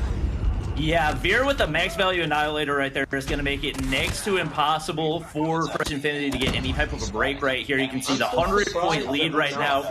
Obviously, persistence is allowed in this tournament, so there's a chance we'll start to see some big score streaks come into play, but it looks like, regardless, it might be too little, too late for French Infinity. We got 3 players on the hill for Kings Clan, and we do get the grab spikes coming out of Ace Boogs right there, but that's going to be too little too late. Like I said, 150 to 33. Kings Clan completely dominant in that first game.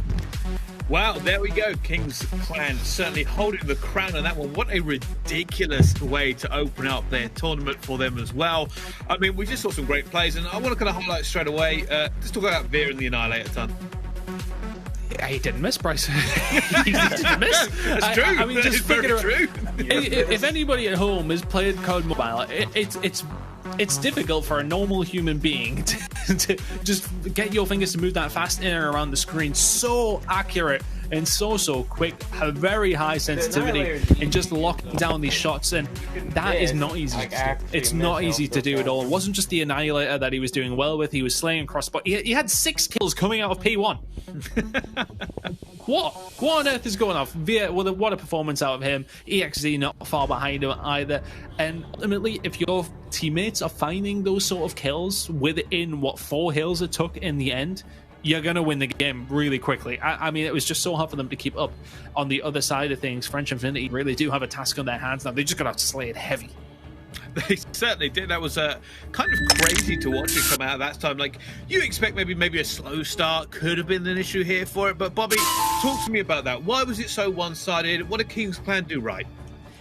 I mean, obviously, King's Clan was hitting their shots. They were winning their gunfights, but ultimately it came down to them hitting their rotations. They were first on the point for every single hard point. Even when they did end up getting broken on that 3rd hard point, they were still first on next, and they set up perfectly for it. Obviously, the Annihilator played a huge role for them in making that final point really easy to lock down. And the crazy thing is, the Annihilator actually got nerfed in the recent update. So what you're seeing right there is the nerfed version of the Annihilator, and it's still what most of the pro players will end up choosing. So obviously, the kills were good, the gunfights were good, but the rotations were ultimately what resulted in King's Clan getting the easy first win. Yeah, I can't disagree, and I think if you're French Infinity, you've just come into that game and maybe been a little bit shell-shocked, and it's going to be difficult to recompose yourself to go into the next map, knowing that basically King's Clan were just running around having fun at certain parts. Like I said, when you're hitting an Annihilator like that every single shot, you must just be one of the players going, I don't know what to do. Like, there isn't a lot I can do going for it. But Tant, let's talk to me about this. Obviously, you've been in this scenario before, competitive-wise. You get out first map, you get beaten fairly soundly. How do you recover from map 2? Usually lose. was the story of my I wasn't speaking about your specific career. Well, you said I've been in this situation many a times. What did you mean? I was hoping for some experience maybe to come through, not your own personal experience of being less than average. Well, I mean, it goes across the board in that sense, but honestly, you just got to recompose. You just got to take one game at a time, really, haven't you? You're moving into a very different game mode. Realistically, though, I think in a relentless world, you're moving it. Connected, it's a different but game. Alone. It's a lot Trapped slower. by illusion. I would say, but you just got to regain that composure. You just got to go back in, maybe look at what was going wrong on the slaying side of things, and say to yourself, right, well, okay, we can definitely do something on Search and Destroy. Very different. I knew it'd come out eventually. Yeah, we certainly can. Now, we are going to quickly jump in and take a little look at the other game currently going on. Team Singularity versus Grizzly Gaming, of course. Standoff Hardpoint. Let's jump straight into this one. All right, Bobby, back into standoff, and we've seen a very convincing performance from King on this previous map just a second ago. I wonder if either of these two teams are really going to stand out. Is there anything in between these two, Singularity and Grizzly Gaming? Is there anybody in particular you're looking at to go on to do well this weekend? Yeah, I know Singularity is definitely another one of the top teams that a lot of people are going to be keeping an eye out for. Actually, a few content creators between both teams as well. I know Turu is one of the top Spanish content creators, and it looks like we will have a pretty split start for both teams right here. They split the points relatively evenly. Miney, another content creator, and it looks like everybody's fighting pretty well for that next hard point. More than likely will end up going the way of Singularity right here, as they do have 2 players on the hard point. We do have Head for Death, one of the rivals that we noted earlier as well. It will be Singularity coming away with control, and really strong dragging power. As you can see, nobody below 3 kills off the start. The grab spike coming out of Jog is actually going to be massive right there, potentially allowing them to get a break, but with 3 players pushing up and Molotovs galore, not going to be a whole lot you can do about that. Grizzly have done really well to try and push on through, but it looks as if Singularity are going to be able to lock it in. And I like that push through window. The grab spikes used very effectively, and the team were pushing from the other side, but just couldn't find the kills. And who's that? Eric finding the kill there for Grizzly Gaming. Is he going to be able to lock down any sort of scrap? Not looking likely, but looking towards this rotation. It is going to be Singularity first one's in, but can Miney lock this one down? Just gets a good timing there on the mat. Eric, though, going to be making the push through. He's going to go down as well. Singularity, though, it seems as if Miney's the only one in decisive here. Trophy system helping him out, though. Still locking this one down, but in the top left corner, just noticed Ice Block finds 3 outside. That should be able to get Singularity in control of this one, but Grizzly Gaming spawning very, very close, still contesting this one, Bobby. Yeah, I think Miney was by himself on that hard point with 5 Grizzly Gaming players surrounding the area, and he actually managed to hold it by himself for a good. You can see that they're really going back and forth, and definitely interested to see whether or not Grizzly's going to be able to turn this around. Obviously struggling a little bit off the start. Both teams. I apologize. Jump into the S&D. This one on the left-hand side of the screen looks like it should be done and dusted. Singularity. I'm sorry, what? Looking good, but into the highlighted series of the second game of the day. What are we expecting here on the Search and Destroy, Bobby? Because it was a very, very convincing performance on one side of things. Are we just expecting the same old story as Nox quicks in onto Notorious? Watch him round towards the back as well. Very well there from him, and it's looking as if Kings Clan are going to take a lead in this Search and Destroy. I say that, though. It's a 2v3. Make that a 2v2 as Nox is there to help find another. Looking for more kills coming in here as well. Nox is going to find one. Dez does take down Via, though. It's a 1v1 all of a sudden. Nox with the sniper as well. Can he find any shots? 20 seconds left to go, and he's going to get taken down. It will be Dez to find 3 in the first round. And is that the spark for French Infinity to maybe get the fire going in this game and come back into it? Yeah, with how well Narcs was playing off the start of that game, I'm surprised to see French Infinity coming away with the win. Typically, the story of Meltdown Search and Destroy is the offensive team is typically going to set the tone. If they have a good sniper that they trust can cover that sniper's nest over the B site, then typically they'll send toward that way. And obviously we see Kings Clan, depending on Narcs, to try to hold down those longer angles. It's actually a full B defense regardless coming out of the side of French Infinity, so it's going to be another easy B plant right there. It's really going to come down to, for French Infinity, how they play the flanks and whether or not they're able to pick up any picks. Obviously, with only 38 seconds left, it's going to be tough for them to be able to get the picks and the defuse at the same time. Well, EXZ went down on one side, so they've got to be very, very careful not to get pinched here if you are Kings Clan.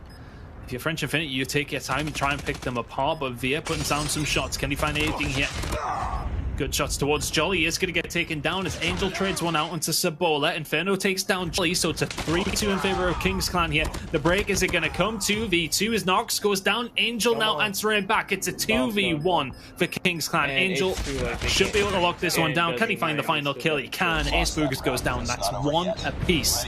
A really, really good round coming out of Kings Clan there. Not necessarily as clean as they would have liked, but they hold it down. They trade out the kills 1 apiece. Yeah, it looks like French Infinity is going to be able to play this one a lot closer. A lot of times, especially in COD Mobile, the teams that are really strong in Respawn tend to struggle a little bit in Search and Destroy. So you can see the approach for French Infinity has been really good so far. Even with the early B plant right there, they were still able to bring things pretty close, and it really came down to a 2v1 where Kings Clan was just able to clutch things up. So obviously, we got a tie at 1-1. Both teams going with pretty similar approaches. Both times it's going to be another easy B plant right here. And once again, it's going to come down to how French Infinity plays the flanks, whether or not they're able to pick up any picks. We do have 1 player down for them already, which is going to make things significantly more difficult. Let's see then, Kings Clan, can you hold this 5v4? You should be able to, really, and it's going to take something from French Infinity here, but there you go, there's the first kill from Angel. There's the second kill from Angel, playing phenomenally so far for his team, picking up 7. Can he find any more? You can see on the other side of the map is where French Infinity are concentrating their efforts. It is clean as a whistle from Kings Clan. A 5-man hold, 2-1 now in the Search and Destroy, and that's as good as an S&D round as they're ever going to see. So well played.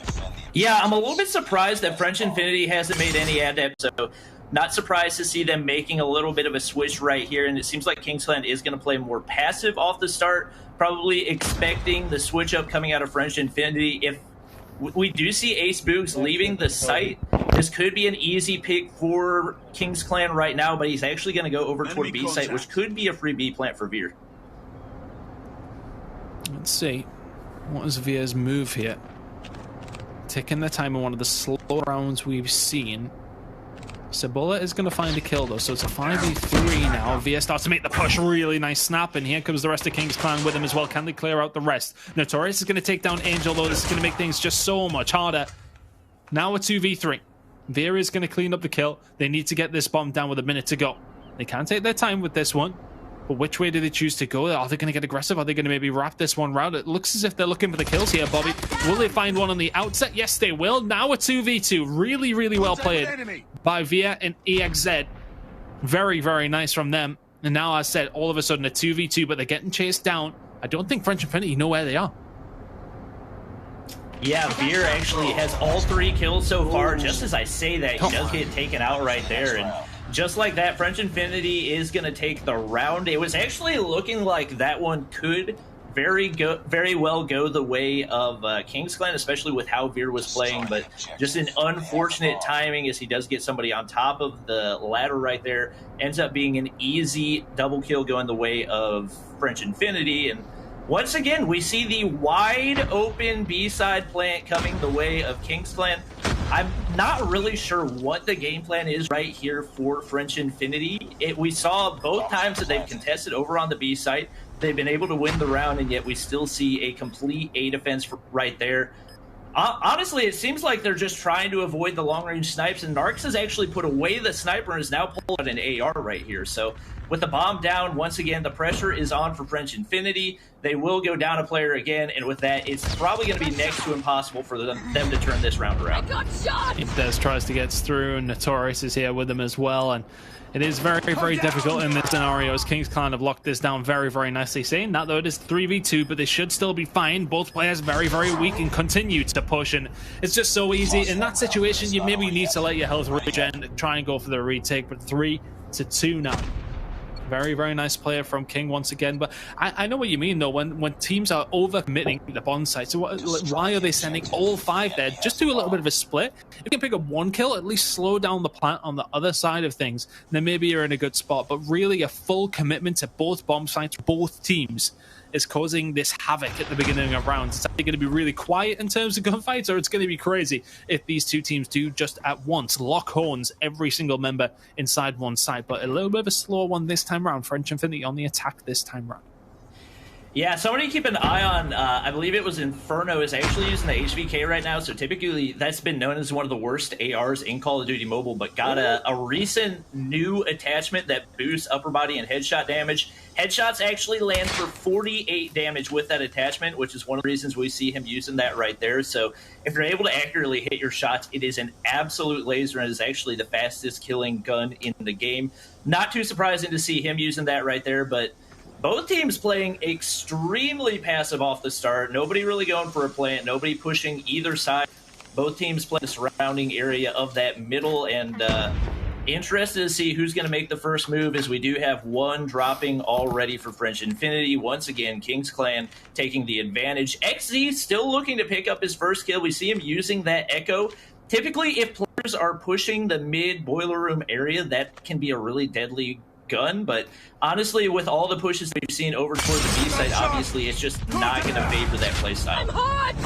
Yeah, no, I think you're very, very right, and I think for me, French Infinity's biggest issue here is King's Clan now in a 3v1 scenario. Jolly should be going down momentarily and does so. The problem for French Infinity and that side of things is that, yes, they play passively, but they were on the attack, and it just allowed King's Clan to lock down the map. It was so difficult for them to push, and then all of a sudden you're running into gunfire that's already preempt. King's Clan could lock that down so easily. So French Infinity just give up far too much map pressure, far too much real estate in King's Clan now with a 2-round lead. I like this from French Infinity, though, straight down the middle of the map. Yeah, that's a super aggressive push. Not one that you typically see a whole lot in Meltdown. There's a lot of risk involved, but you can see it paying off as they do get first blood right there. Unfortunately, Inferno is waiting right on top of generators right there. Gets the trade. It does look like a much better and stronger push from French Infinity. I feel like a lot of times teams, especially in Call of Duty Mobile, like to play a really passive approach in search and destroy, which is fine when you're defending. And it really worked out in the favor of King's Clan last game, but you can see the offensive approach right now coming out of French Infinity really going their way as they pick up another trade right there. Trades coming in both ways, and it will be a 3v3 to close this one out. Oh, it's 2v1 all of a sudden. We said that he hasn't found too much in this game, but there you go. There's 3 in the round. The snap on the Ace to end it 5-2. Okay, so I was just pointing out that EXZ hadn't done anything. He had a goose egg 2 rounds in a row. Now has 6 kills. That is 6 kills in the last 2 rounds. So you can see the change in the play style just completely turning this around for him. Whenever you see people pushing the A site, you're always going to have a lot more close range encounters. That's always going to go the way of the shotgun, as we see Dez picking up a pick right there to give the advantage to French Infinity, which we haven't seen happen a whole lot in this matchup. They're going to get the A plant, and with a 2-player advantage, it's going to be really tough for King's Clan to be able to turn this round around. King's Clan won't be too deterred by this. They will give it a good go, but the rocket launcher comes out and Dez finds another. Inferno goes down. Now a 2v5. Very, very difficult scenario if you're a King's Clan member now as well, as the push comes through. Dez is going to go down though, so maybe a bit overzealous with that push, but can any more shots coming in here from King's Clan? Angel makes the push, is going to get taken down, as is Nox. Ebola very, very accurate. 5-3 now. Not out the question here for French Infinity. King's Clan, though, will still be feeling confident, but not the best round from them, Bobby. Yeah, I think the aggression that we're seeing out of French Infinity right now is definitely giving them the advantage. It was absolutely the reason they were able to take that round. I would love to see them continuing to do that, and we see all 5 players going through the middle area of the map. Very, very risky. And it's not going their way. Narcs is set up perfectly in the top area of that spawn building. Notorious is the only player left now. A 1v5. He's not going to be able to do anything about it. So obviously you have King's Clan was able to predict that very, very easily. I think they kind of saw the strategy work and got a little bit over-aggressive, but it does look like we will be hopping over to our other matchup, which is going to be Singularity versus Grizzly Gaming.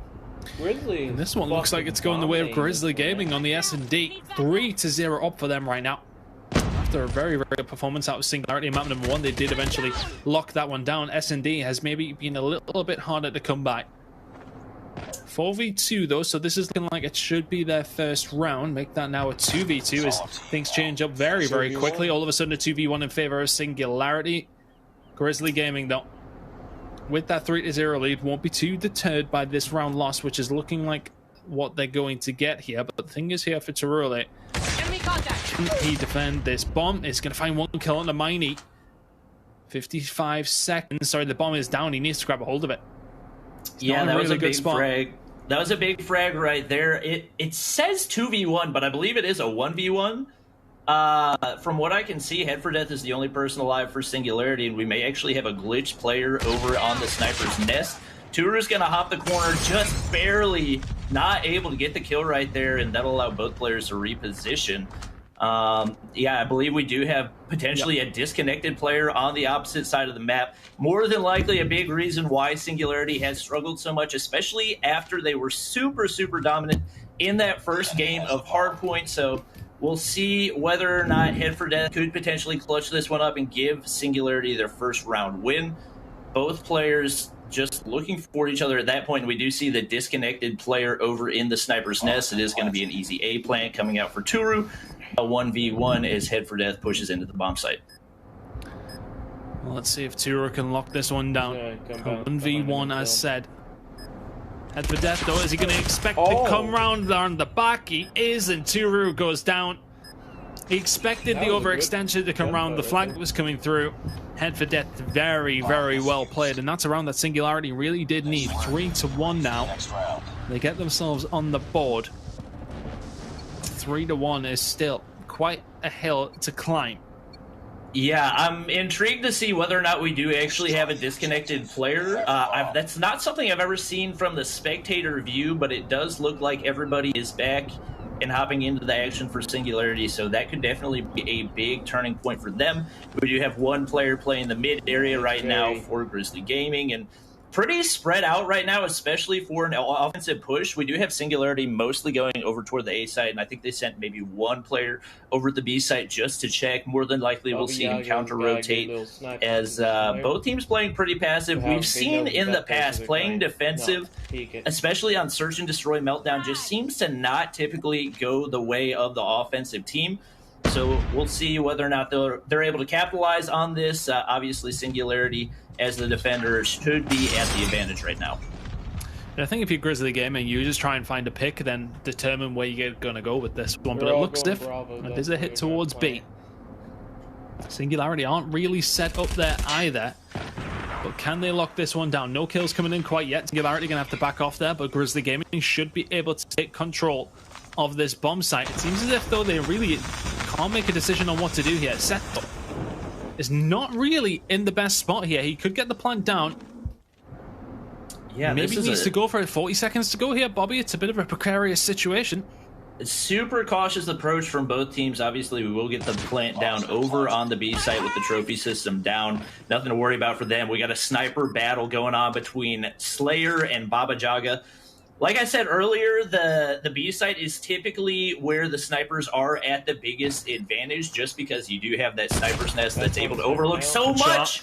Slayer hits a huge shot right there. We do have trades coming in on both sides. And obviously the pressure is on for Singularity, but Mighty fragging out right now. Only one player left right here in Harry. He's going to need to get the defuse. He's not going to be able to do so, and Singularity does come away with the round win. Really nice play by Singularity. I think, as you said, it was that huge kill from Slayer at the beginning. Just waited and was very, very patient with the sniper. Finds the pick. All of a sudden, the flank opens up and the kills start to fly on through for Singularity, who find 2 rounds in a row now. Grizzly Gaming with 3 to the good, but Singularity screaming back into this one, and with the 1-0 series lead, it's going to be a little bit cautious for Grizzly Gaming, but looking over towards A, it's all kicking off. Baba Jaga is going to find the first kill, but it's going to continue on. Oh, everybody dropping from Singularity. It's head for death. The only one left finds 2. Can he find anything else? He may get out with his life just about. Cecil finds him, kills himself as well. It's all of a sudden, from a 1v5, it's a 1v2. Head for Death could very well clutch this out right now, which would be one of the most shocking plays that we've seen so far in Stage 4. Obviously, a huge double kill, and miraculous that he was able to get out of there. He actually crossed that doorway, only had 8 HP, but nobody on Grizzly Gaming was actually able to land a shot. Playing super passive right here, which in my opinion is definitely the right approach for him. Honestly, just waiting for one of those players to round the corner to see if he can get that pick and potentially be able to clutch the 1v5, which is no easy feat at all. It does have the bomb down on the inside of the A site, and everybody is pretty much evacuated for Grizzly Gaming. So I don't think Grizzly know the bomb's there. I don't think they know that it's there, and Head for Death should be able to walk on up and get a hold of that fairly easily. Yeah, I think he's assuming that they're probably guarding the top side, but they've actually completely evacuated. I'm assuming they just didn't see the bomb go down, which is 100% to the advantage of Head for Death. I think he might go for the... No, he's going to go for the A-site plant right here, which is definitely the right move.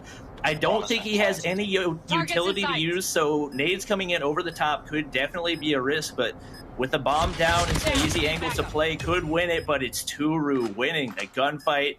Clean shots with the ASM-10, and Grizzly Gaming very narrowly avoiding the 1v5 as Baba Jaga is going to get the defuse. Oh, that was very, very close, though. I think he finds one kill, and then all of a sudden you're talking about it happening, but a 1v2 should still never really be lost on the defensive side of things, and it is going to be Grizzly Gaming finding that round, but it got very, very scary there for a second. Singularity nearly getting something done there, and that would have been 3-3, so Head for Death unfortunate there, and I'll be honest, I was feeling this if he was going to do it after the first 3 kills coming on through, although one of them being a team kill, obviously, of course. But Grizzly Gaming now, can they get themselves within map point? A very strong defense over towards B. You can see that Grizzly are well set up there. What are Singularity going to do here? Definitely seemed like that was a crucial match for Grizzly Gaming. Honestly, if Singularity had been able to take that one, it would have been all momentum going their way. They had won 2 rounds in a row. You had Head for Death would have been clutching a 1v5, but being able to turn that one around was definitely big for them, as they're now going to have a 2-round advantage and very, very content, obviously, on the defensive side. They don't want to be aggressive at all. They want to play the sites and wait for Singularity to make the first move. See if potentially they could make a mistake and get an easy pick. We actually see Slayer using the Arctic 50, which is typically not a gun that we see used a whole lot in competitive play. You will take out the trip mine right there, and it looks like we may finally have a push over toward the B site. We still have the bomb up on top of generators, but pretty good defense right there. We do have burning players for Grizzly Gaming, and one player will drop. That'll give the advantage to Singularity. Now a 4v3 though, as Meta is able to find something back, but Mindy finds another. He's just causing so many problems in the middle of the map, getting up close, finds 5 kills in this game so far. Still needs to step it up though if his team want to walk away as winners of this game. Singularity still behind, but this bomb is going down. Yeah, it's going to be an easy B plant right there, head for death, able to get it down. And now a lot of pressure with the bomb down and only 2 players remaining for Grizzly Gaming. I don't know if they're going to be able to turn this one around. It seems like Singularity's perfectly set up. Sen gets the pick right there. Only Baba Jaga remaining. Easy final frag, and despite losing that 6th round, it does still seem like the momentum is going the way of Singularity. I don't know what led up to them being down 0-3, but since we've started watching, they seem to have been in very, very solid control for the most part. So we'll see if they can continue to carry that through to the end. Well, let's see if they can keep it up here, Bobby, because they've been very, very strong from what we've seen, as you said. Sem, though, trying to get things done over towards B. We can see that Grizzly Gaming aren't expecting the full push to come through. They still have members over towards the A site, but Miney can do it with the SMG. He can do it with the sniper as well. Baba Jaga goes down, but just find a kill on the other side of death as he does take down one of the players of Team Singularity. Now to 3v3. Singularity inside the bomb site, but they could be pushed from a couple of different angles here. Do they choose to maybe rotate one out? It's looking like they're doing so. Don't like the situation. They make the move over towards A, and they should be able to get around there pretty uncontested. We can see that Grizzly Gaming aren't aware of this going on. It's a good play by Singularity. Yeah, this is definitely the right move for them. It should be a free A plant. Definitely want to make sure they can get trophy systems down, and there's a chance they don't have one, but looks like no nades left to play for Grizzly Gaming. We do see the push right there, but he's actually going to be forced back outside the point with nobody to back him up, and seeing multiple opposing enemies. Obviously, both are trying to control that map with the Molotovs and try their best to be able to create an opening to push in. Obviously, these are some of the tougher angles to push in and typically favor the defending team. Players dropping for both teams, and it's a 2v2. Turu has been phenomenal so far for Grizzly Gaming. Not able to hit the hip fire. Oh, a big missed opportunity. That was a good one. And it's the clutch with 2 players remaining for Singularity to tie things up at 4-4. That was a oh my one. goodness. Holy hell. Turu has to find that kill. Yep. He has to find that kill. He cannot, and all of a sudden the game's tied up. Grizzly Gaming with 3 to the good here. My goodness. That was just something you expected to happen. Turu has found 9 kills in this game. He's the lead slayer. And could not finish his dinner in that previous round, and he's going to go down so early as well. Head for death, trying to find a second, but Baba Jaga is going to get the shots on the ice block. Slayer and Sem, though, working well, and Team Singularity a 4v2. After those first 3 rounds, they have been unstoppable here, Bobby. And it's looking really bad for Grizzly Gaming, but Matt is going to find one. Head for dead is actually going to go down, and Miney can't find another. It's all of a sudden a 1v1. Is the push going to come in? Which way is this gunfight going to go? Yeah. It's going to be Sem, and it's going to be a 5-4 lead for Singularity. They're getting it done by big and small margins so far. 5-4 down on the S&D. That's a few rounds in a row from them. They were 4-3 down, now they're 5-4 up.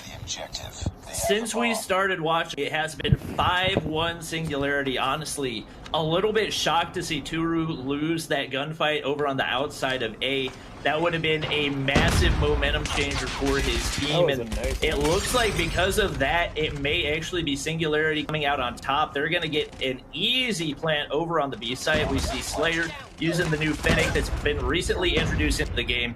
Got the kill right there, and it is now a 4v4 with the bomb plant down. Obviously, the momentum in favor of Singularity. Players all over the place for Grizzly Gaming. They're going to need to find a pick, and they're going to need to do it soon if they're going to have a shot at pushing this to around 11. Mindy now really has been a stand-up for Singularity. Can he help them lock this one down? It's a 4v4. Sem is sent back to the spectate screen, but Ice Block and Miney combining well. It's now a 4v2. Grizzly Gaming have just bled round after round after round. Turu, though, he's going to find one. Can he find a second as well? Can't quite find the turn. Ice Block finds the kill, and all of a sudden it's down to Baba Jaga now. with the sniper in hand. He goes down. Team Singularity 2-0 in the series. And looking very, very solid. Brycey, what a game from Singularity. 3-0 down, come all the way back 2-0 to them. Certainly was a great performance from them. And one of the things you got to say, you know, when the ships are against you, that's when you see what a real team is. We were wondering what was going on with Team Singularity.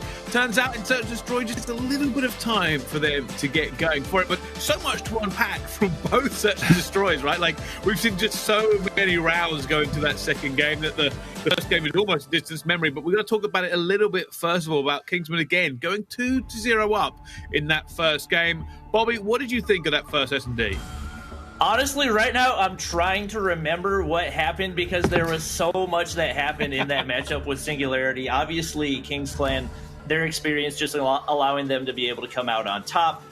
We saw pretty good consistency throughout that game and looked like they were in control for the majority of the time. Match. Obviously, big performances out of a lot of different players, and even with Narc switching roles a couple different times. We saw French Infinity toward the end of that one. Looked like the change and maybe a little more aggression could help them turn the tides, but got over-aggressive toward the end and get 5 favorites and some progress over on the C flag already. Going the way of French Infinity, they're not going to be able to do a whole lot with it, as obviously both teams trying to fight for those crucial hold points. You know, Tin, Trailer, and Wood are always going to be the important sides for that. So it does look like French Infinity has control of Trailer for the time being. That's going to be big for them as they look to get control of that B flag. It's one of those things where you just need, as you said, it's Tin, it's Wood, it's Trailer. That's they push over towards trying to get something done, but nobody capping B so far. Yeah, it's interesting. Can I have XD, who we saw have a really slow start in the Search and Destroy, already with 5 kills on the board. We see him sticking with that Echo. The quick firing shotgun that, especially in close quarters, will typically just absolutely shred. We get a little bit of progress on it. Most teams are want to keep an eye out for. 144 ping. What the hell is happening, man? Is how each team is going to play their persistence. Obviously, that's going to allow teams to get control of the map a lot more quickly. We do see a double cap coming out of Kings Clan early on. We'll see a retake of the C flag, but that will give a little bit of a lead to Kings Clan early on. Just a small lead, neither team able to really establish any control around the middle of the map, and it's just been trades, hasn't it? It's just been back and forth, nobody able to get that flurry of kills that they feel that they need. However, French Infinity seemingly heating up here a little bit. Dez is able to find 2 to slow down the push from Kings Clan. They are trying to make a push themselves over towards B, which is mostly being captured by French Infinity, so Nox and Co have to keep them off it. Sabola finds 2 as well, but as I said, it's just trades coming in left, right, and center. Nobody able to distinguish any